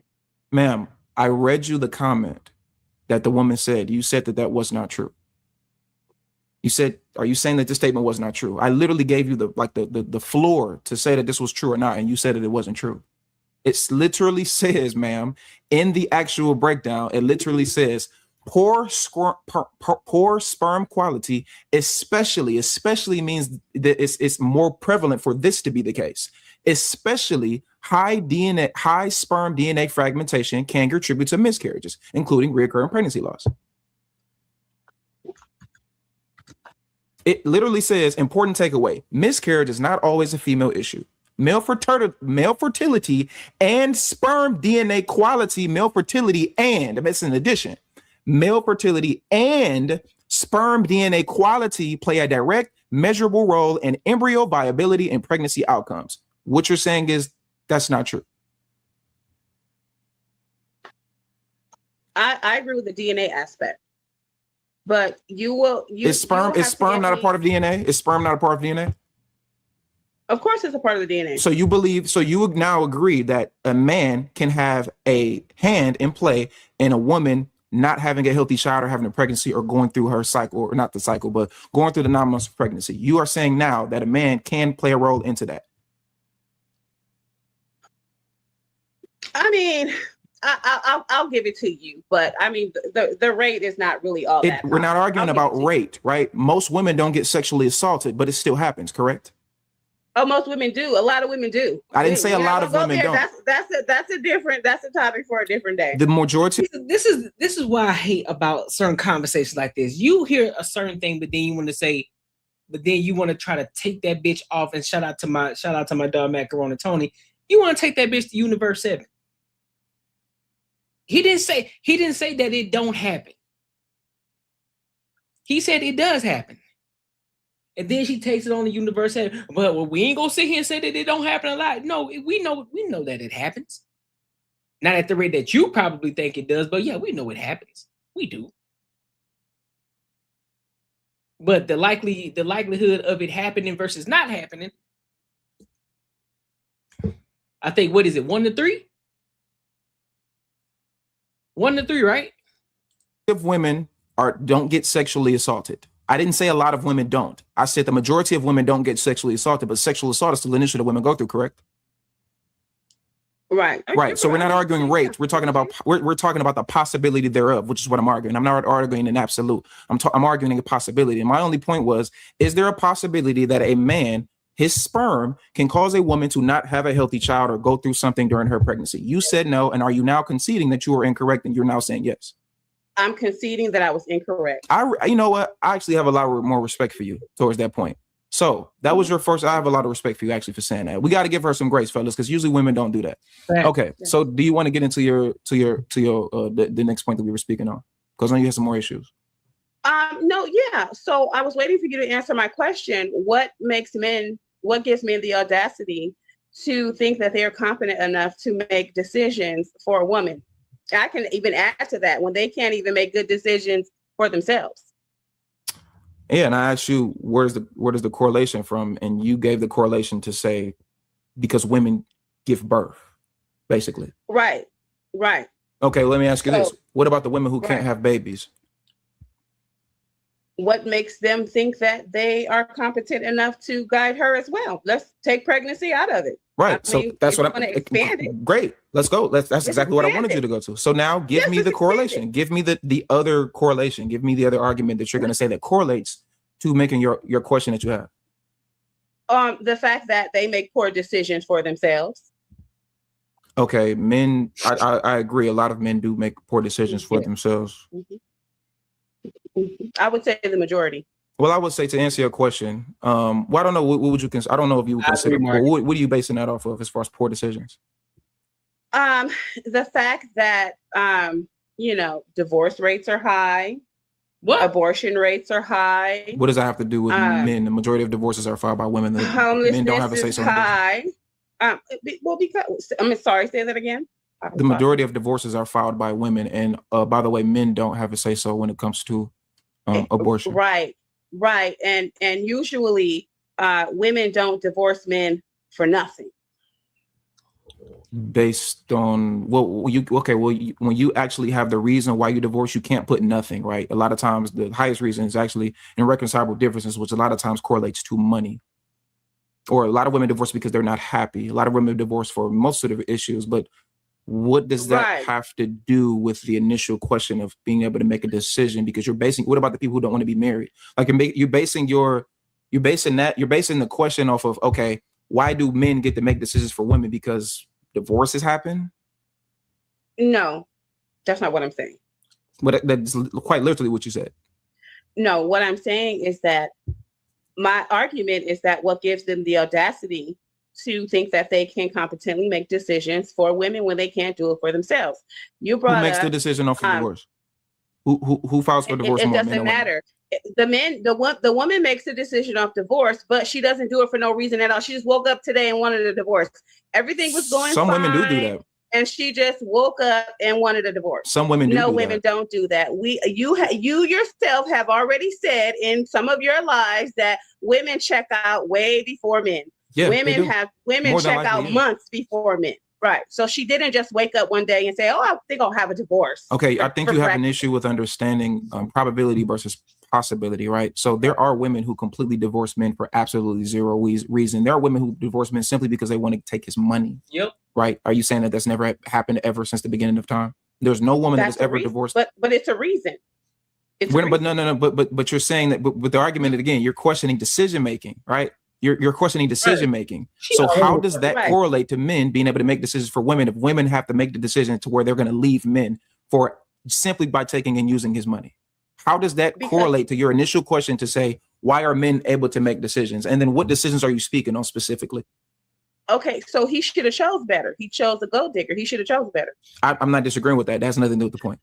Right. So, I mean, this woman is all over the place. She's just talking. She's just talking just to be talking. She don't know what she's talking about. She can't stick to a point. She can't stick to shit. She pissing me off right now. He got to take accountability. He should have chose better. Yeah, but we're not arguing that. We're arguing about the initial decision making from the jump of men having a decision make over women. You still have not qualified. You still have not answered the question of how does that correlate to decision making? What do you mean? How does it correlate to decision making? It correlates because they can't even keep their own lives together to be able to make competent decisions for women. Okay, what do you okay, so you're classifying not having your life together as getting divorced, right? Yeah, I would say yes. So all the women who are divorced don't have their life together. All the women who are divorced, right? They didn't have their lives together because they were married to a man that didn't have his life together. Yes. So all the men who divorced those women, are the men's life together? And women who they divorced, their life wasn't together? Yeah, they divorced the women. That when the man files for divorce, he's divorcing because he knows his life is not together and he's not competent enough to further this relationship. So basically, you're going on a gender bias. You're making the gender bias point. So no, anytime you flipped it. She a straight feminist. She ain't making no sense that she got them. She diluting her own point. She's diluting her own point. Because no matter how you flip it, she's still saying it's the man's fault. So if the man decides to get married, if the man gets married to a woman and the woman decides to divorce this man, which we know the statistics show that 70% of women file for divorce, and majority of the time it's for how you say that shit? Damn, I can't even say it. I can't say it. Hold on. I can't say it. Hold on. Hold on. I can't say it. I'll fuck it up. Hold on. Irreconcilable differences. Irreconcilable differences. For irreconcilable differences, that's the majority of the time, right?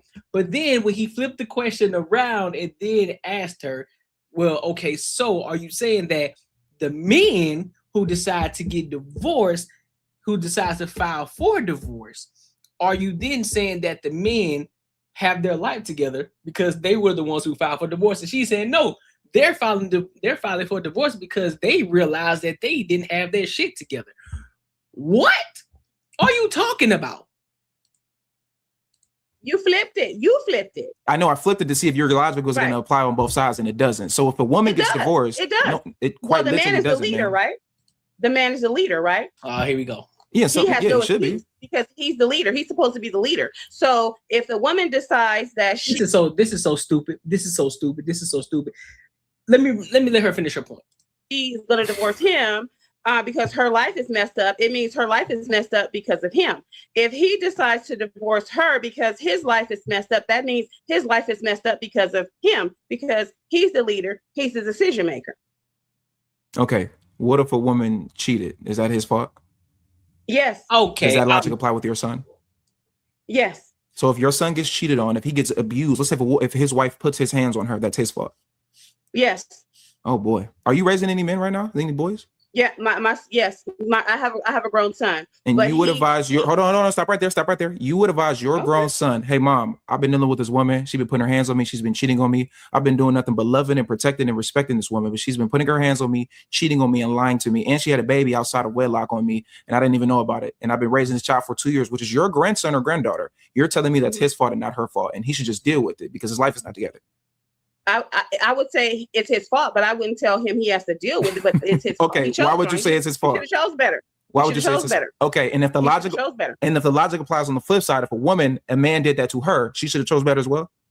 She should have chose better. Yes. Now you just went against your point, man, because earlier it was the man whose life wasn't together. You just went against your own point. You just contradicted yourself. But I mean, you're very easy to debunk. You just contradicted your own point, man. You made a point, and I walked you down with that purposely. I did that purposely to see if your logic was going to apply on both sides. It doesn't. You just destroyed your own talking point in real time in front of I don't know how many people are watching this live. You just destroyed your own talking point. It does. It does. She should have chose better because. But we do. But you wouldn't know. Belinda, I don't think you're following me, Belinda. You destroyed your own talking point a few minutes ago. Okay, Belinda. can you let me speak? But Belinda, you destroyed your own talking point. You just did it just now. I asked you earlier if it's a woman that goes through said thing, it's the man's fault because he's not being a good enough leader. And then I said, well, if the man goes through such thing, you said it's also the man's fault. So then that's why I flipped the roles and I asked you the question on the flip side, and now you're going to get your own point. Why? Is because there's someone that's kin to you, like your son. So now you're able to have logic when it comes to someone that's came out of your own womb. Now you understand and have empathy. But if it applies to any other man, that's different. So that means that you're being unbiased. That means that you're being biased and you're not being intellectually honest, man. Facts. That's what that I means. held him accountable the same way. I said he should have chose better, just like. But we're not arguing. But we're not. But again, I asked you the question on the flip side, and you said the woman should have chose better. But then 5 minutes ago, not even 5 minutes ago, like 3 or 4 minutes ago, you said that it's the man's fault and he did said thing to her. So it's not about her choosing better. It's simply his fault because no matter what, because he has a penis. You just destroyed your own talking point. But it is okay. But we do have our own free will. So at the end of the day, yes, it still is his fault. But if I am to correct anyone in the situation, I'm to correct my daughter, not him. So that's where my logic is. So if we were talking about your son, not the daughter. We were talking about the son. You flipped it to the daughter. If my daughter, no, I didn't. I didn't flip anything to. I didn't flip it to the daughter. What did you say? You said if it was your daughter and if your daughter came to you and a man was putting his hands on her. No, I did say that. You're right. I did. I thought you were talking about the other point. Right. I was talking about the other point. So. Okay. Right. So but we're not okay. So it's not. We're not talking about the correction though. We're talking about when I asked you about the daughter, because I thought you were talking about another point. When I asked you about the daughter, you knew to say, well, it's not just her fault, right? Or it's not just her fault. It's on the man. You went against your own point because I asked you something a few minutes ago. And it didn't matter about if it was somebody that's near and dear to you or a kin. It was simply about that they had a penis. Because your whole entire argument was the man is the problem, the man is the problem, the man is the problem. So if a man goes through said thing, he gets abused, lies, cheated on, it's his fault because he didn't choose right. But if it's a woman, it's different. If it's your daughter, it's different. I didn't say you don't talk to your daughter about it. What I'm saying is, you know that you have a bias based on gender. And let's just get down to the point, because you're not making any sense at this point. This is the truth, Belinda. I haven't even spoken that much, and I'm not making sense. You're not making sense. You're the one who's been speaking. You're not making sense. How am I not making sense? And how am I not making sense? I think the fact that you don't know you're not making sense is more of a bigger problem. No, you're a teacher, correct? I just want to put this out there. Hold on, Belinda. You're a teacher, right? You're gaslighting me. I don't appreciate now you're doing the victim mentality. You're doing the victim mentality. You gotta stop just saying gaslight too, just because somebody caught you in your shit. Ain't nobody gaslighting you. You know what you're doing. Or let's be honest, she probably don't realize that she got caught in her bullshit. She thought she was spot on, and she just ain't understanding. She might have to watch this video back and realize where she fucked up at. Be like, yeah, you know what? I was off on this one. I was off on this situation. I got caught slipping, but in the heat of the moment, she may not be able to catch it. So you are that's textbook gaslighting. But I'm not gaslighting anything. I've destroyed your talking point, and now you're trying to be the victim. This is to make people feel bad for you because you want to feel empathy. Too bad it doesn't work like that. I'm gonna give it to you. Y'all don't feel bad for me, even though I got gaslighted. I don't want y'all sympathy. I'm gonna give it to you, and you're being a victim, ma'am. This is victim mentality right here. There's just too many people that act like this in society. Now, let me ask you this: you're a teacher, correct? I'm starting to understand. You are a teacher, Belinda, correct? No, actually, no, I'm not a teacher. No, I'm not. I mean, a teacher of my patients, but not an actual teacher. Oh, I thought you were like an actual, like a teacher. Okay, and then that. Oh, what happened? Oh, I forgot. Zoom has a bruh. Got a bad talking sister. Like, what's all that about? Why are you? Okay, first of all, you're not my sister. I don't know you, ma'am. I have a couple sisters, right? I refer to myself as a sister, not as being your sister. I said a sister. What is a sister? What is that? It's a girl. It's a woman. It's a sister. It's slang for a black woman. Yeah. Stop the black woman stuff. Stop the I'm a victim because I'm a black woman. I don't care if you're a black woman. I don't care. When did I say I was a victim? No. Because you said you just got a bad talk a sister. This is the victim mentality stuff. You don't like what I'm saying because it goes against your opinion. So the way that you make yourself sound like a victim and everybody to take your side instead of I'm the black woman and intersectionality and don't let the black pride community hear this shit. They gonna go on his shit. They gonna rip him a new one. Pause. Boy.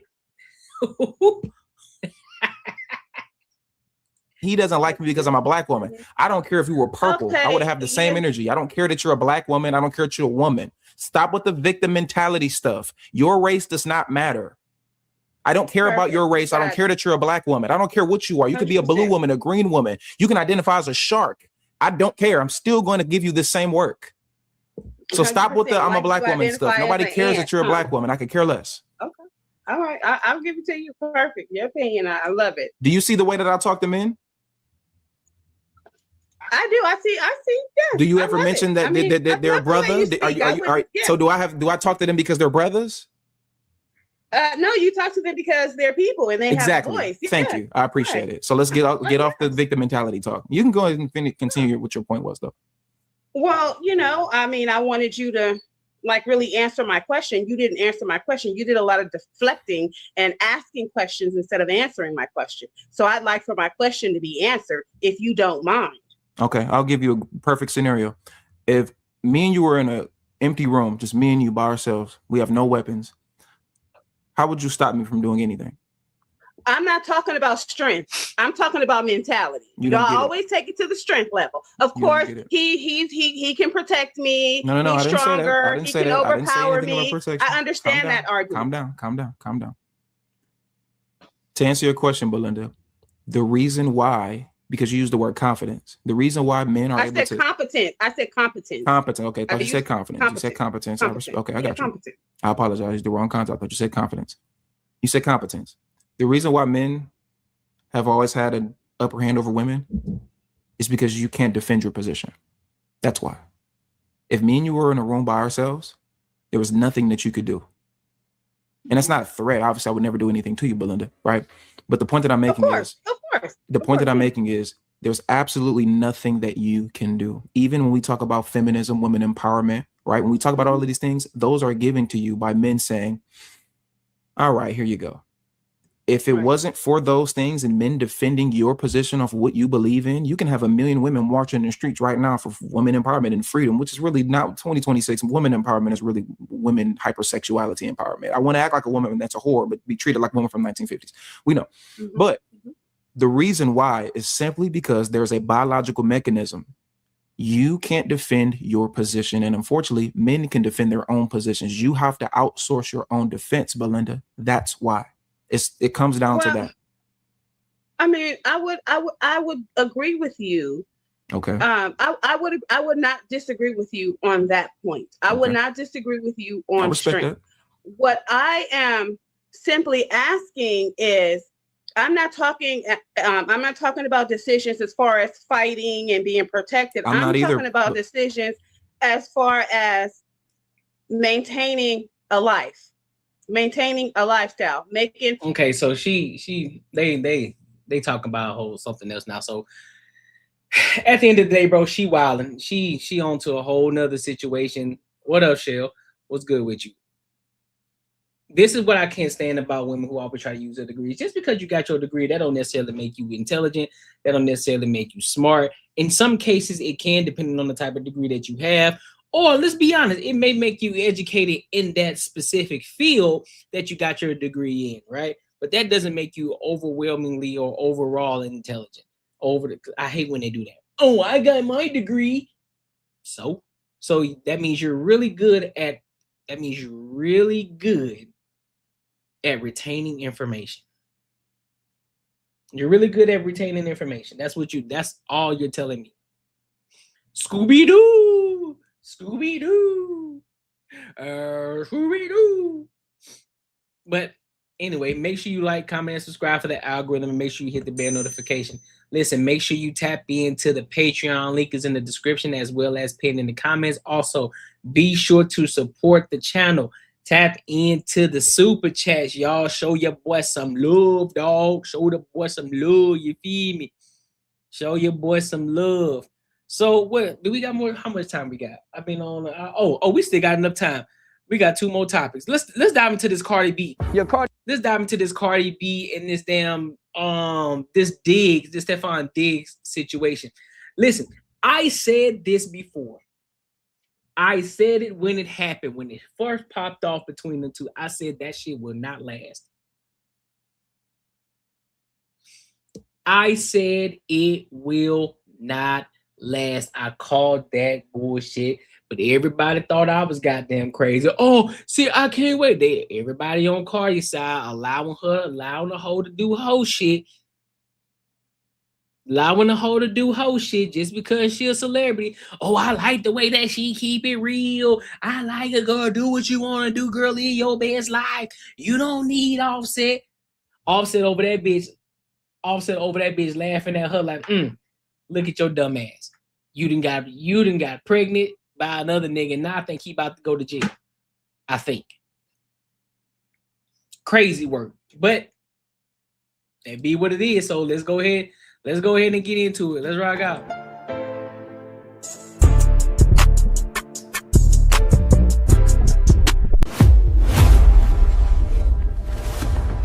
Cardi B done turned into a bucket, but she was a good housewife as a hoe. And then got 3, 4, 5 baby mamas.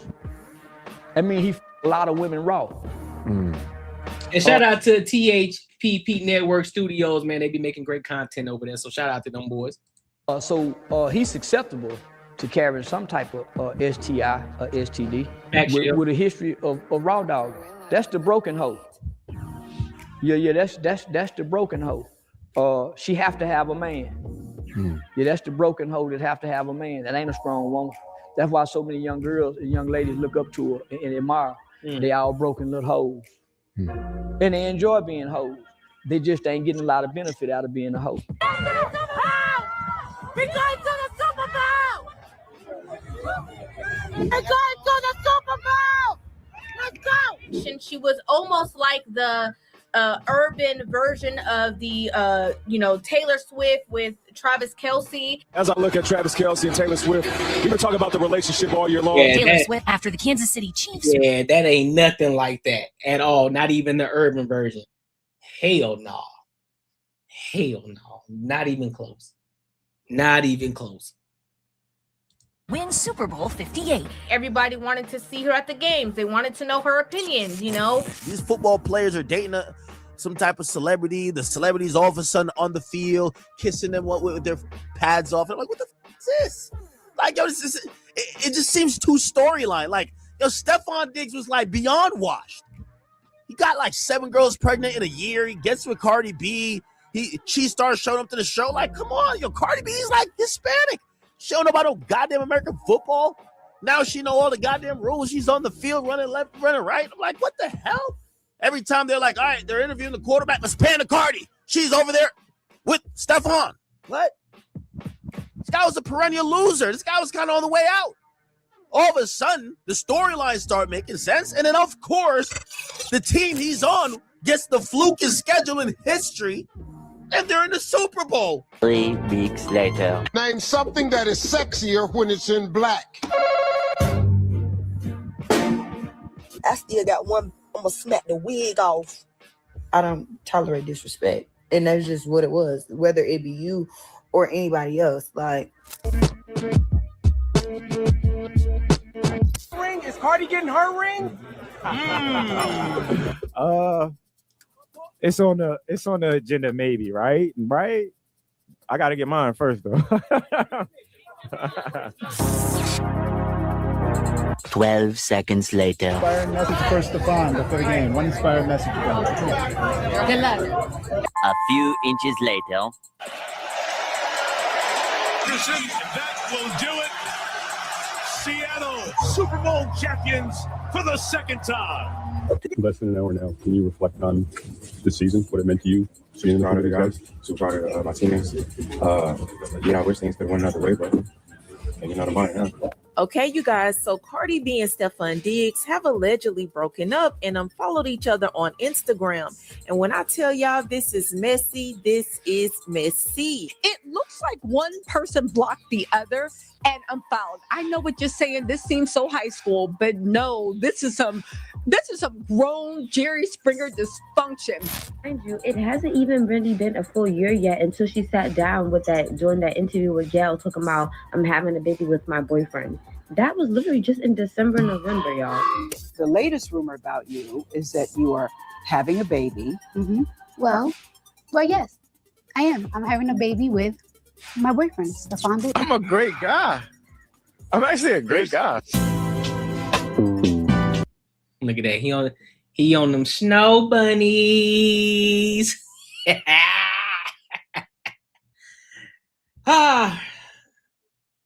Just because you got money don't mean you make great decisions.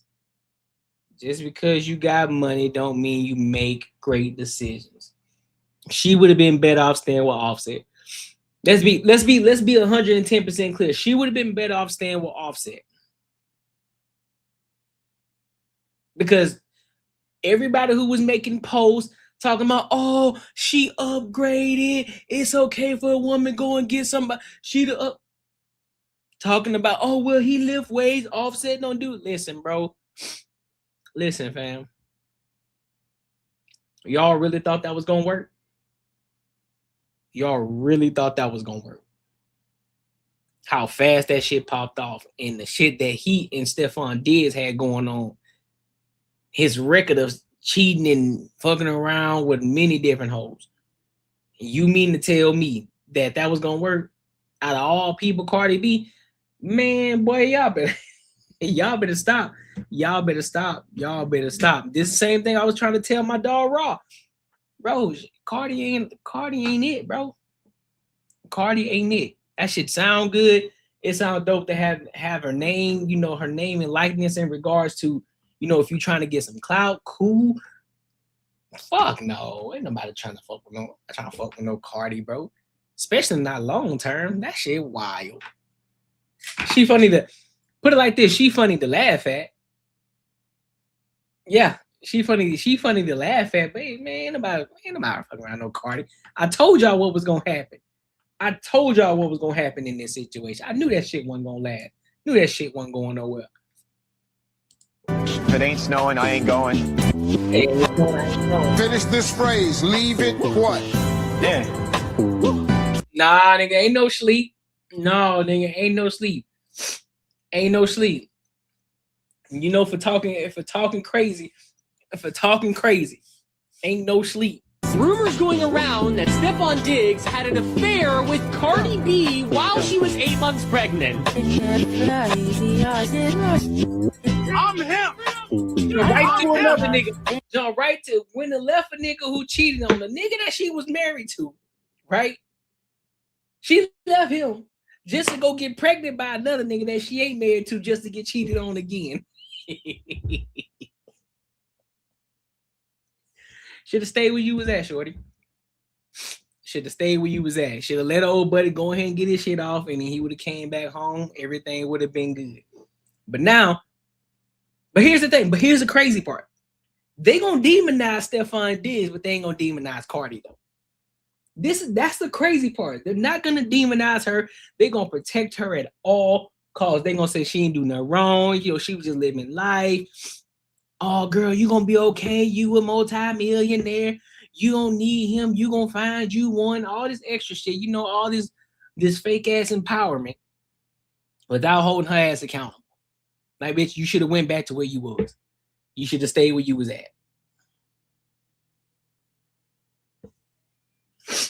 Y'all wanted her to stay. Nigga, she went and got with another cheater. What you talking about? She went to another nigga, got pregnant by him, and got cheated on again. What you mean? What you talking about? She got cheated on again. So what, you might as well, you better off just staying where you was at. You better off just staying where you was at. This nigga here, he worse than Offset. Well, he worst. This nigga is a serial cheater. He wasn't taking her serious, bro. Let me see how many kids this nigga got, man.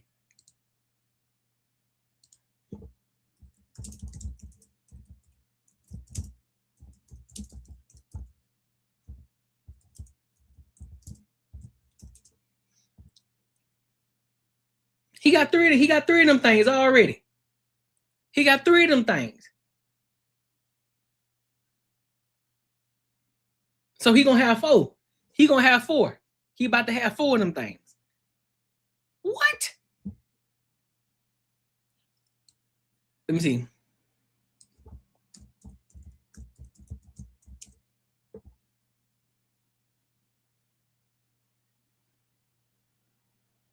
That's crazy, bro.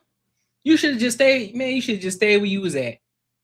You should just stayed in the home. You know what I'm saying? Let that nigga sleep on the couch for a minute. You know what I mean? Be mad at him for a couple of months and then invite him back to the room. That's what you should have did. Like, fuck that. I think what really hurt her. He exceeded his 3 strikes. Nah, fuck all that. She should have just stayed where she was at. Nah. All right, that's fair.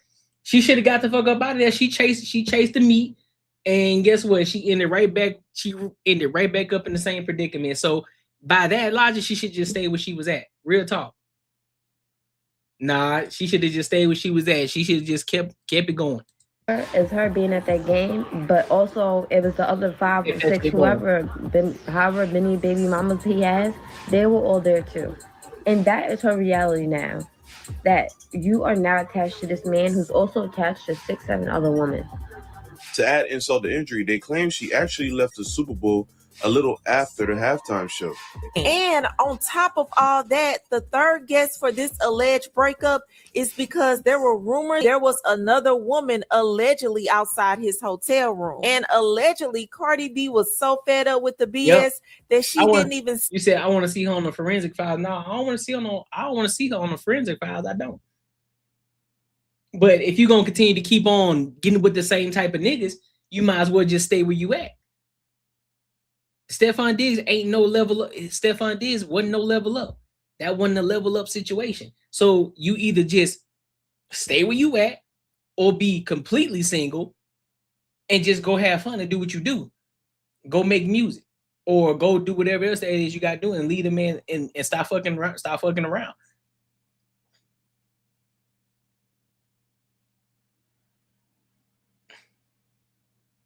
Yeah, leave.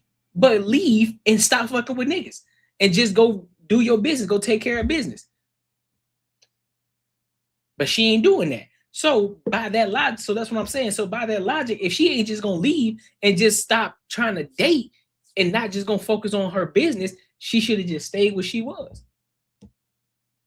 Stay for his entire game, y'all. She ended up leaving after halftime. And this is after she spent over $1 million on this game. 1.2 million to be exact.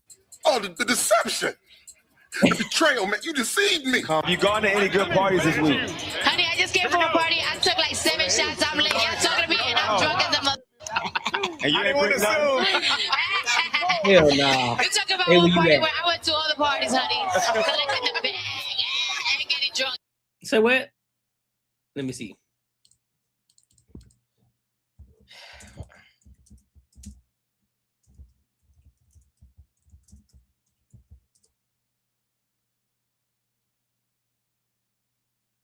What's good? What's good with it, Dale?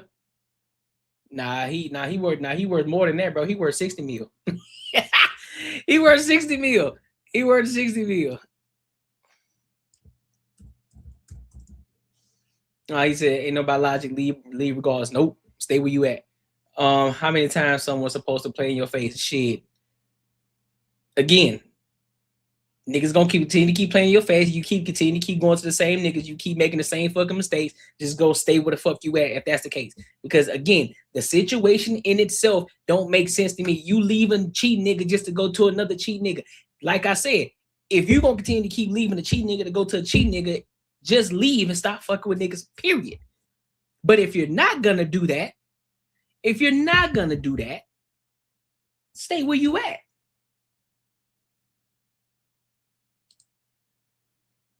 Offset is worth 40 mil. Offset is worth 40 mil. Estimated worth 40 mil. So yeah, a 20 million upgrade. Yeah, 20 mil upgrade. But shit, either way, you ain't losing. Either way, she richer than both of them niggas, so it really don't matter if he worth 60 or he worth 40. Don't really matter.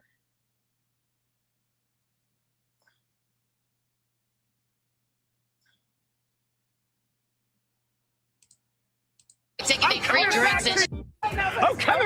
So that's who you rooting for, Cardi? You got a first down. The replay Am I out. cussing too much? Nah, there's interception. Am I cussing too much? There's no holding you back, you ain't getting no fine from me, Cardi. It's Don Julio, honey. Don't pay attention to me, honey. Cardi, we don't put a leash on a superstar. You do what you do. Yeah.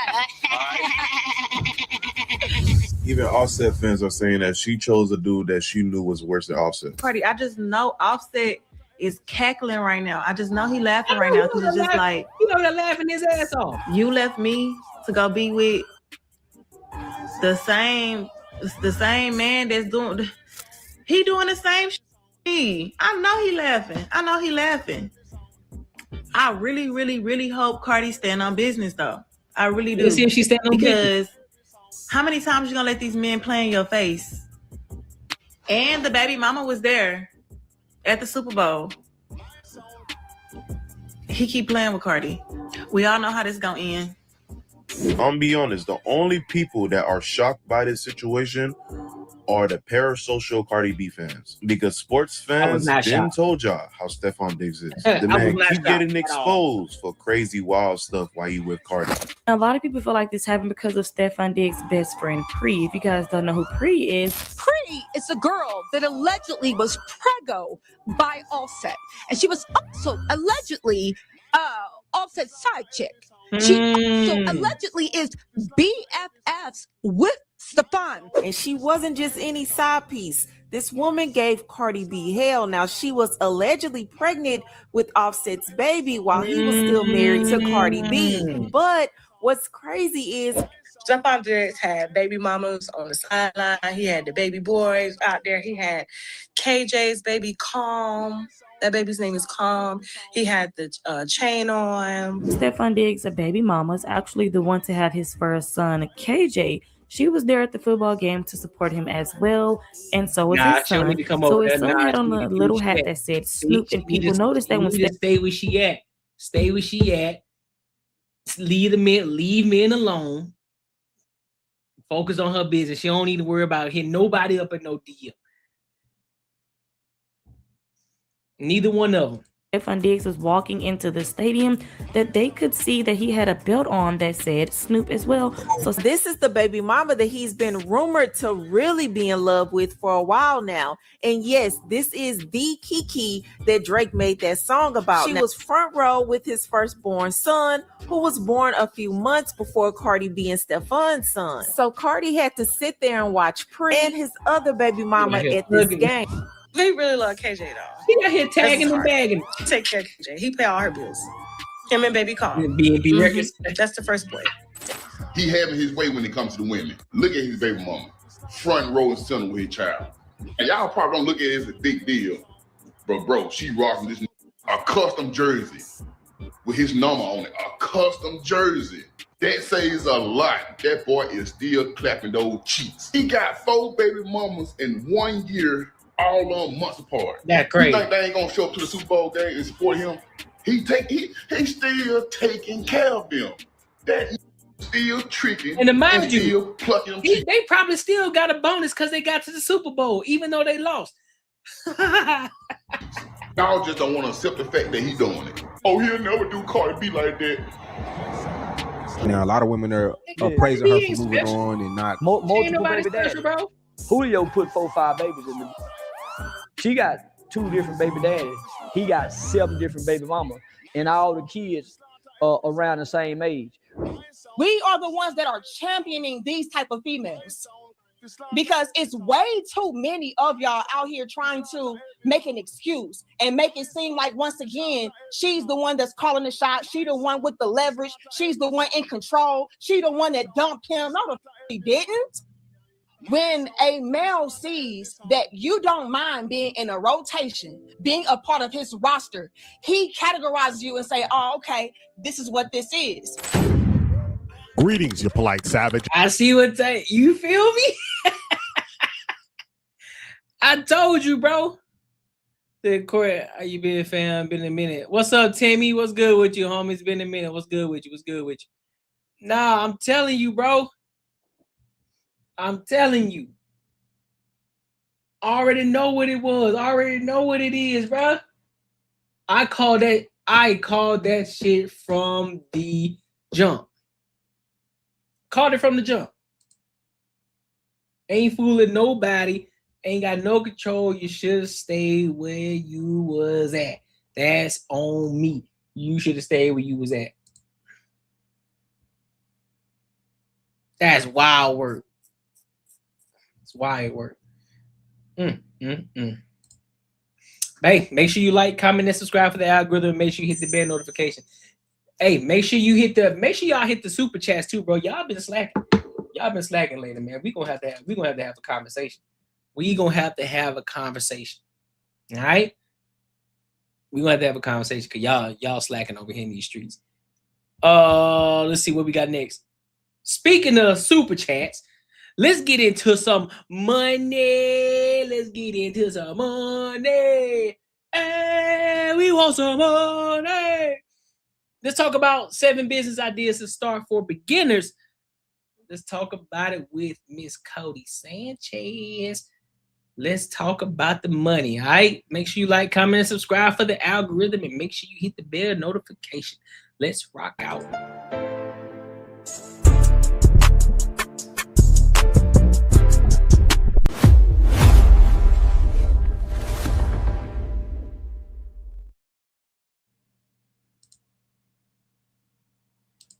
What are the least risky businesses that anybody can start? No business can have 0 risk, but there are 3 things that can decrease your risk a ton. You start the business on a weekend. 2, it costs you less than $1,000 to start. And 3, it could be a really big business if you scale this bad boy. In this video, I'm going to break down 7 businesses to see if they meet this criteria, starting with the most risky, going to the least risky, and the one that you can scale.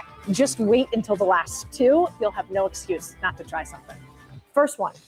Dumpster rentals. You've seen these bad boys outside people's houses when they're doing construction. They pay $400 to $500 for 14 days to rent these, and you could be the one renting them to them. What does starting up take? So you buy a dumpster and you decide what size, 10 yards, 15 yards. They cost anywhere from $3K to $6K depending on size and where you get it, where you're located. Then you have a truck and a trailer that can comfortably haul your size of dumpster. Costs of the big truck could be as much as $125K. I might rent it. If your dumpsters are smaller, you can get by with a pickup and a roll-off trailer, which will likely add to 10 to 20K to each used truck and trailer.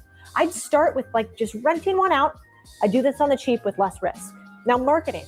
Free to start with something basic like Facebook Marketplace, then scale with SEO, ads, etc. Can you start in a weekend? Yes, but that means you're putting in the work and not a bunch of other people. You got to be willing to deliver the dumpsters, have the cash, and do a bunch of logistical work, not to mention selling it. Number 2, how much startup cost is this going to take? And what do you lose if you fail?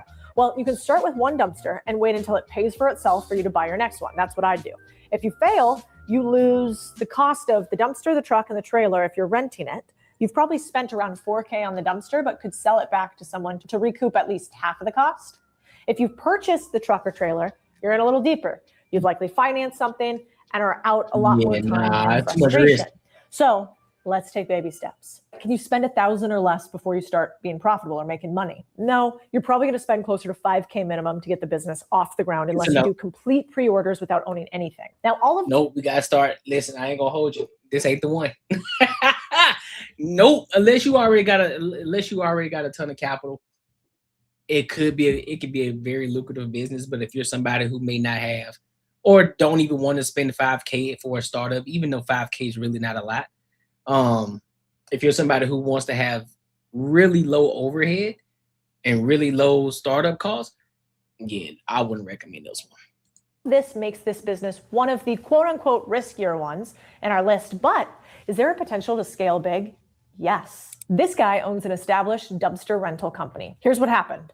He bought 5 20-yard dumpsters. Nice. It cost him $23,500. He anticipates they'll pay for themselves within 1 month because he's got a lot of demand. By this math, it could take 20 dumpsters plus the labor, hauling capacity, and marketing scale to hit $1 million in revenue for 1 year. Do we believe him? Should we ask some questions and get some receipts and maybe do a video on this? Let us know. Because I think this dumpster rental would pair really well as a good add-on business for number 4, which has less risk. But if dumpster diving isn't really your thing, you might like this next biz a little bit better. Pallets, yes, these little wooden guys. Pallets, $31 billion U.S. economic impact. There is definitely a business in here, and wait until we break this down. It took us all of 3 minutes to find a place where they have leftover discarded pallets that they are going to need to either get rid of or have somebody come pick up. I bet this place doesn't have a commercial contract. And this is an exactly perfect target for you. Especially, look at some of these. Some of these pallets are pretty beat up. This is not going to be reusable very often. So you could use our refurb model really fast. Number 1, what does startup take? There are 2 types of scavenger businesses in this realm.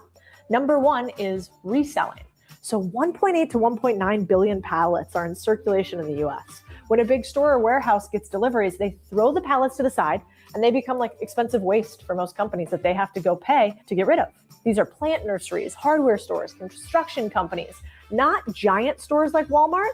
They already have pallet contracts, but these smaller guys need somebody like you. I love this business because you are not holding the pallets for inventory. So this can be a great side hustle to grow into a business for a beginner. The beautiful part about this business is you go directly and grab the pallets, then you go and sell them directly to these guys. So there's no period of you holding the inventory. You have what's called 0 amount of float in inventory, no money that you have to spend on it. Really interesting model. This is where we get to the second type of the pallet business, not scavenge, but salvage. 60% of lumber used in the US is pallets. Isn't that wild? So even broken pallets are valuable. You can fix damaged pallets to resell, or you can dismantle old pallets to sell as cheap salvage wood for local crafters. You could even go and make something out of them, like these tables and chairs that people do. If you go the resell route, you'll need a truck and a trailer to haul the pallets, local businesses with an excess of pallets, a local pallet yard that will buy pallets off you at a profit. So if you go the salvage route, you're also going to need a place to store the pallets you collect, the time, effort, ability to break down or fix the pallets. And if you're reselling the salvaged wood, you also need to find customers to buy this wood. Can you do it all in a weekend? Yeah, I think you can. As long as you got a truck or can borrow one from a friend, you can plan and execute this business within a weekend. Also, you got to be willing to go direct. You got to find the consumers and you got to find the resellers. Number 2, can you spend $1,000 or less before you start being profitable? Yes, especially if you already have a truck. If you need to buy one, different story, but I believe in your creativity. If you start this and fail, what I like about it is there's not a ton you can lose because you're not putting a lot into it to start. Is there a potential to scale? This is where I concern myself a little bit here. I don't think using the scavenger model, I think you can make a couple $100,000. I don't know about millions, yeah, I think but there is another model you could try. I think it's when it comes to scavenger, I think that's a little bit harder to scale. I mean, you can make a few hundred, maybe even a few $1,000s doing it, but I don't think it's something that's going to be. I can create an entire industry and business around it, around scavenging, and that unless you're doing something that's really niche and that's something that's really high in demand that people are looking for, I don't see it. I personally don't see it. And maybe that could just be me. If you do want to scale, you'd have to start a pallet leasing company like this guy. And there are many companies like this that are of big size across the country. But it's unlikely that you as a beginner will have the logistical chops to succeed on this or be able to get those big commercial contracts. Yeah. So if you want something more simple that can start smaller, try this next one. This business is actually fascinating. Paint striping. You have no idea how much money these guys make. They Great make a ton of business. money. I don't know if it's just all women that are terrible parkers or me. Don't hate me in the comments. But it turns out there's a pretty big business here to make sure that in commercial parking lots, there are lines and no chaos ensues. Let's break down how much money these guys actually make. So if you want to start out, this is ideal for a one-person team. You can start really small, do small little strip centers like this. You could even probably make a pretty penny on paddleboards like all these athletes are doing. What does the startup take? Well, the equipment, paint and roller, you got to find the customers. This is harder than most of the businesses on this list, Yep. but if you can find them, they're very sticky and they're recurring. And here's how I would do it. I would pay for leads on Angie List to start. I would cold call paving companies and I would build relationships with contracts. Then just be so reliable that they become repeat customers, which candidly is not that hard in the trades. Answer your phone, show up on time, do your job as quickly and efficiently as possible. Don't be drunk. Now, tip, ask for referrals from existing clients to get more customers. This video made my company hundreds of thousands of dollars. You should watch it. Number 2, can it be done in a weekend? It's possible, but unlikely to get customers that quickly. Probably one of the harder ones to do quickly, unless you cold call like a crazy person, and then I do think you can. Now, how much does this startup cost? And what do you lose if you fail? I think you can spend $1,000 here to start this business. So let's say that you're going to do it one single stripe. Well, that costs $6. Let's say you do a double stripe on both sides of the parking lot. That's $8. So let's say you're going to do a new layout entirely. That's $10. One day you can make anywhere from, with the right amount of jobs, on average, $4,000 to $6,000. Not bad. What's the profit margin? How much do you take home? My question is how long? Doing the My work. question is, but how long does that take? How long would that job take though to get that? I mean, even though $4,000 to $6,000 in a day is not, that's pretty good. That's pretty fucking good. But how long does that job though? Because if you're doing the entire new layout and it's $10, fam, I need to figure out how much. I need to figure out what's the average. Let's see.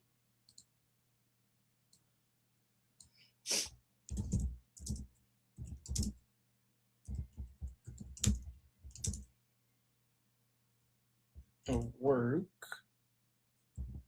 it takes to do line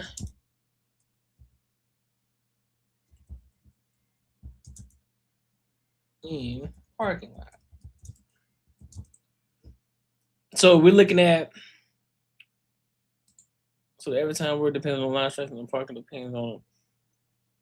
So in ideal weather, the drying time for parking striping is typically 2 hours after application, okay, for it to be vehicle safe. However, if the parking lot is a new, like the new layout, or being seal coated before restriping, the drying time can be prolonged, taking about 24 hours to dry. The larger the parking lot, the longer the painting process will be. It's best practice for parking lot owners to follow the paint manufacturer's label recommendations and directions from their asphalt professionals for exact drying time. So it varies, but on the low end, you'll probably be out there doing 2 hours on the low end, 2 hours. And that's if it's ideal weather. So and running the business, this is like a 50% margin of you business, can price which it is to about pretty interesting of a deal. There's sort of 2 ways to do it. The really cheap route with a quick trip to Home Depot for a few supplies, and you could have the equipment you need to get started for under $50. Let's go crazy and say under $500. All you need is a couple of paint rollers, an extension pole, painter's tape. This isn't going to get you huge commercial contracts, but might get you some small residential ones like this. But if you have a bit more, I'd invest in a new paint striping machine. Still not crazy expensive, but will make you much quicker, which equals more revenue. I would probably do that after I've already pre-sold a few clients. So yes, you can be profitable spending less than $1,000. In fact, Just one job could have you making your money back and more. I kind of think we should try this. What do you guys think? Comment paint. Now, is there a potential to scale big? Yes. Yes, it will require hiring a lot of people though. Take Jacob. He's in the perfect position to start scaling. Jacob's making $700 an hour doing a job that you don't need a college degree for. Okay. Lots of jobs these days you probably don't need one for. Yeah. He gets 2 or more jobs depending on the season.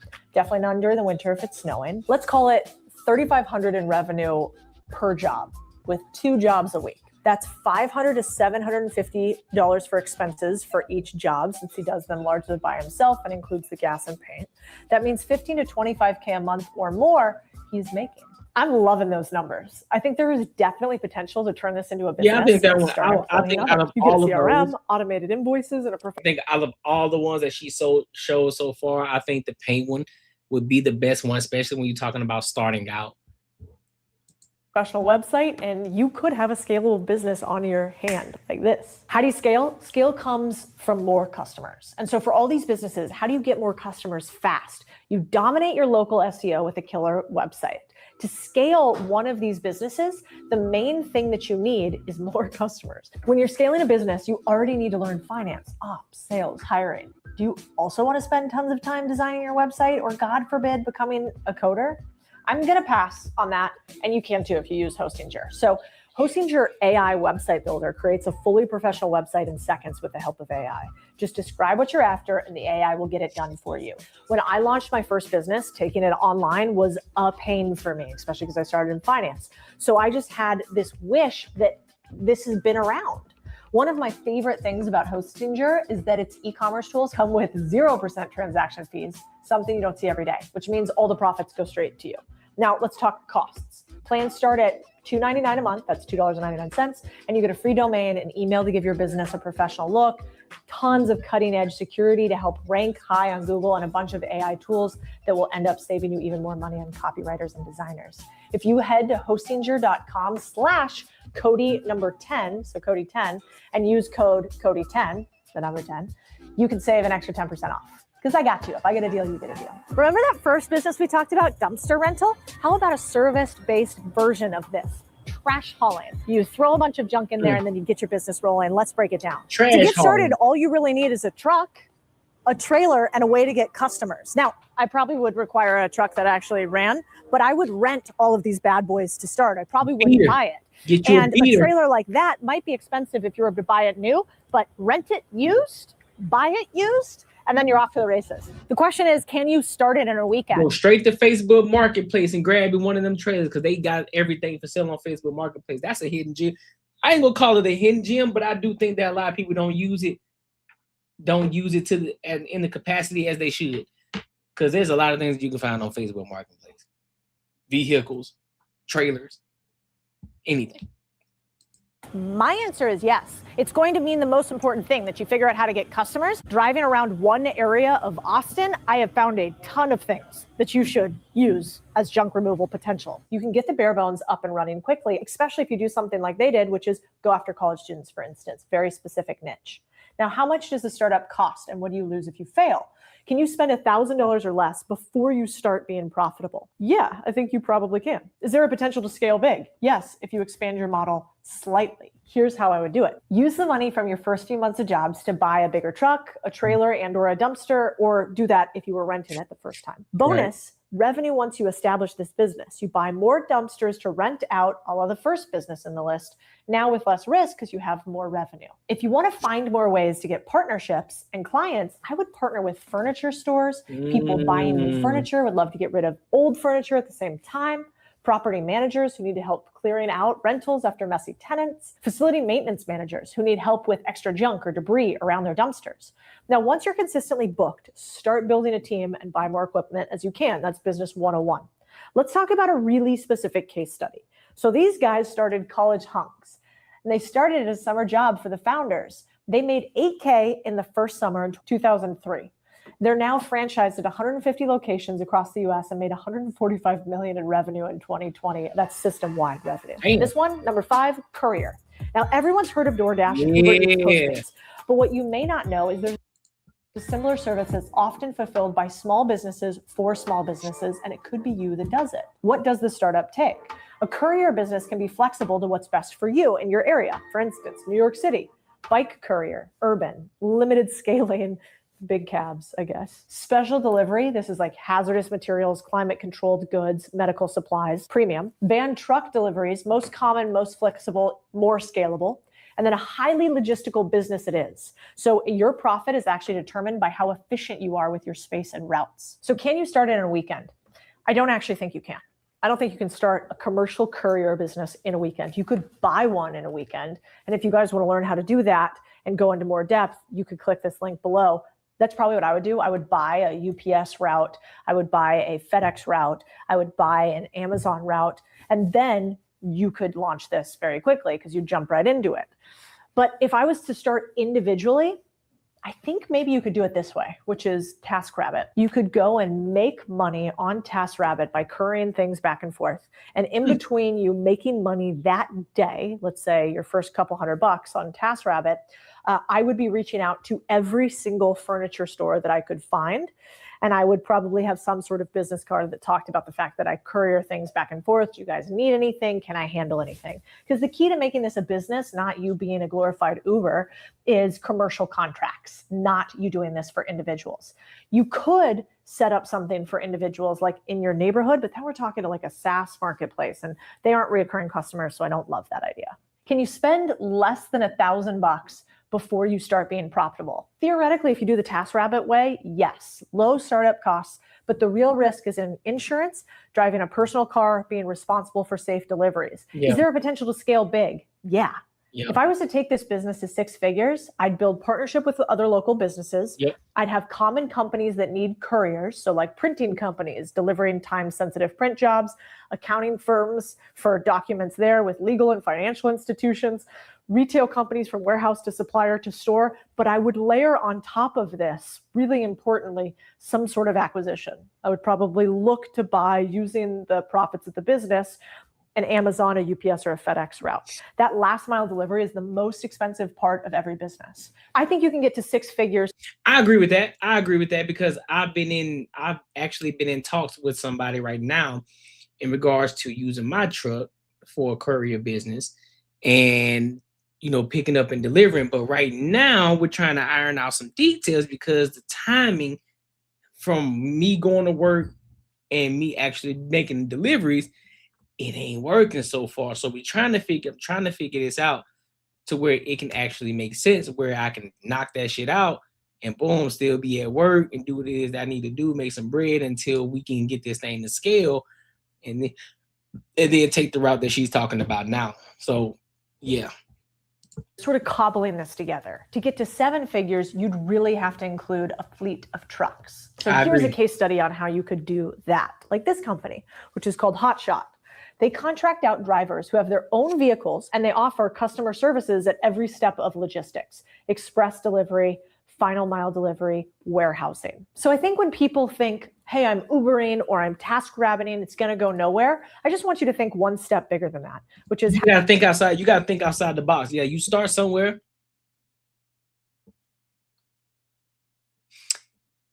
I didn't think about that, Battle Zone. I didn't think about that. I'm glad you mentioned it. Now I can think it. I gotta do some searching. I gotta do some searching for people who got a vehicle. Because I might be able to do that. You get the contracts and work the hell out. Yeah. You know what? I think I might got something. I'm gonna have to talk to a couple of people. I know a few people who do have trucks and they are looking for something different.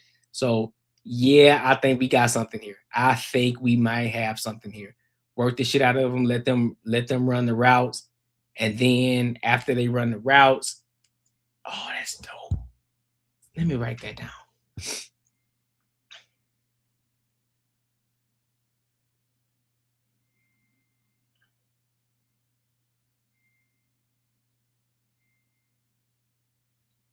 Yep, got that written down. Yeah. That's a good idea. I didn't even think about that. I don't know why I didn't think about it, but I appreciate you, bro. Hell yeah. How is this job that I'm doing right now a stepping stone to create a company or a stepping stone to buying one? That's where the real money's made. This next one's kind of a idea, but it takes less than $100 to start. And I think if you do it in the right neighborhoods, you can make a lot. Pest waste removal. Yeah. These lovely little things that, are they friendly? I'm not really sure. These lovely little things that are man's best friend. They also do a lot of this. We're here to remove that. And this one, I think, costs less than $100 to start up, just a little bit of your pride. But I think you might be shocked at how much you might be able to make. So let's talk about pet waste removal. How much does a startup cost and what do you lose if you fail? Can you spend $1,000 or less before you start being profitable? Yes. Luckily, you're not losing out on much if you fail at this business. Is there a potential to scale big? I'm not so sure on this one. I'd love to be proven wrong.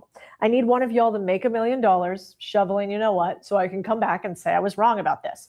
But I think the scalable part of this business is really in figuring out additional services you could sell them. Here's a real company. This one's called Duty Calls, and it's actually a franchise. Please pick up the poop so she can practice outside.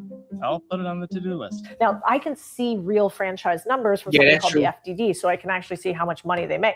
And it looks like some of their top performing franchisees can make $1 million shoveling pet waste. I think you probably have to do a lot of it, though. If I was going to figure out this type of company, how would I scale it? Well, one, I'd want to do partnerships. So I'd be looking for who are other people that service dog owners. I'd want to have cards at veterinary clinics. I'd want to have cards at dog washers, especially maybe remote washers. I'd want to find people who are in higher income levels, because surely young Cody would never pay somebody to go and pick all that stuff up. Now, I actually might. I'd probably also want to partner with landscaping companies and say, hey, I'll refer to you more landscaping clients if you'll refer to me people who need their pet waste picked up beforehand. You could also give a cut to all of these people. And I think part of that is probably their marketing strategy overall. In a world in which we're busier than ever, we have less time than ever, we love our dogs, but we had to go back to work after COVID, this business is kind of interesting. Yeah. Also, weird business. If you don't want to deal with, you know what, from the last one, then I think this one might be for you. In fact, this one could be used for every business we've talked about. It's my favorite little secret hack. Lead gen for service businesses. Let's look at cleaning as a case study. Let's say you like the idea of window cleaning, but you don't want to be on a ladder 10 hours a day. Then say hello to remote cleaning, aka providing names to cleaning company. So what is this business? Every single business needs clients and cash flow, right?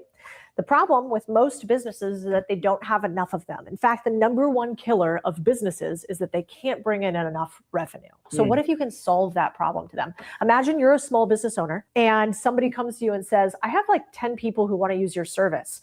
Can I give them to you? What are you going to say? You're like, yes. Like, would you pay me a percentage of what you make on them if I gave them to you? They would also say, yeah, depending on how much. Well, there's an entire business model on this that not very many people talk about. What startup cost would this have? Well, basically zero. This business, you're not going to buy any equipment. You're not going to buy any labor. You're not going to do anything except go and drive sales. Can you start this business in a weekend? Yes, if you're willing to do the work. You're going to need to drive the sales, but we're going to show you how to do that. Totally can start this business in a weekend. Can you start this business with less than $1,000? Yeah, you totally can. And I'm going to show you how. Lastly, potential to scale. Yes, you can. In fact, there's billion-dollar businesses that do this, like Angie's List in many ways. But we're going to skip the whole SaaS marketplace thing because that's pretty hard. Here's how I would scale any lead gen business in a weekend. It starts like this. You start from the center, you work your way out. First, if I was going to find a lead gen business, what would I need to do?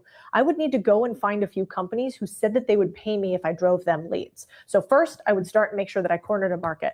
I would reach out to every single one of the businesses in a service I think I could sell people on by their Google listings. I'd probably pick the ones below the top 3 or 4. They're probably not as busy. So let's say we're going to do it in landscaping. I'd reach out to the 3rd or 4th business on Google reviews. Doesn't have a ton of reviews, but has some positive reviews because you don't want to send your friends to a terrible company. Right.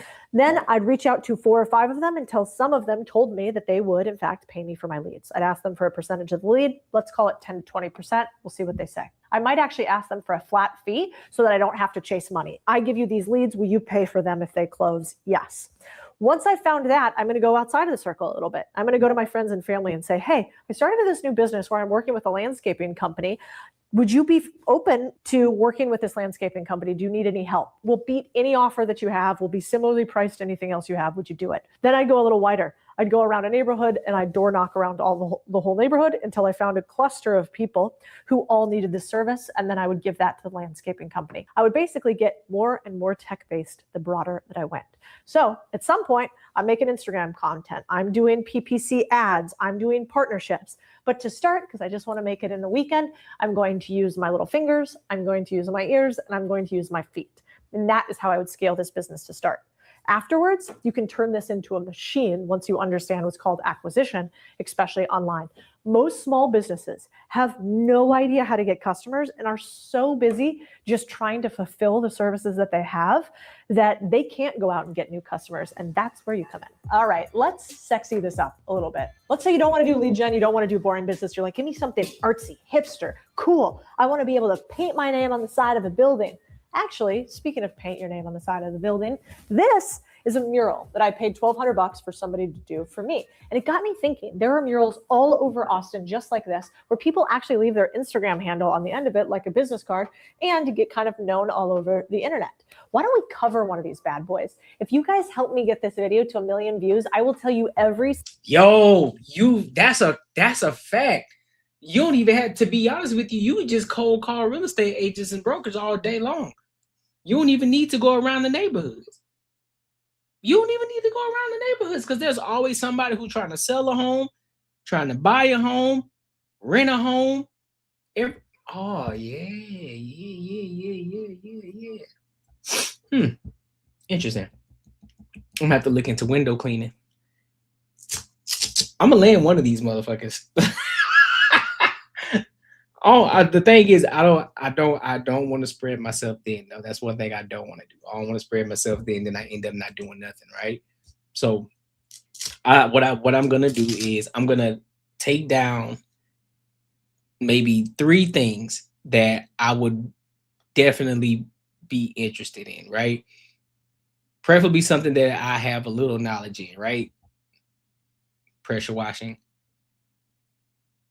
courier business, window cleaning.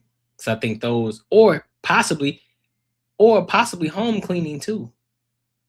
You know, when they come into your homes and they clean up, hey, listen, I would sell that to rich folks. I'm not going, listen, there would be a price point in which I would go. I'm not reaching out to but here's the thing though, I'm reaching out to businesses though. Now I may do a little bit of real estate. I may do a little bit of I'll do commercial for sure, but what I want to do residential, I think I would do residential, but there would be a price point for residential. I think I would want it to be at a certain price point at the lowest. I would say anything that's 900 and above, I'm reaching out to. Anything under that, nah. Because we want the big bucks, and then I'll just, you know what I'm saying, I just outsource it out. That's what I would do. And especially if you deal with handy repair work, yeah, handy repair work, yeah. But I ain't too big on the handy repair work, so they can have that. They reach out to EXP. I know a lot of EXP real estate agents in your backyard. Oh, where you do? Say less. Say less. Oh, one of my good friends, man, he's still actively, he's around a lot of real estate agents too, because he's a luxury real estate agent. So I think me reaching out to him, I think that'd be a great idea. So I think that's something I might do, but we gonna get there though. We gonna get there. Hey, shout out to Cody Sanchez though.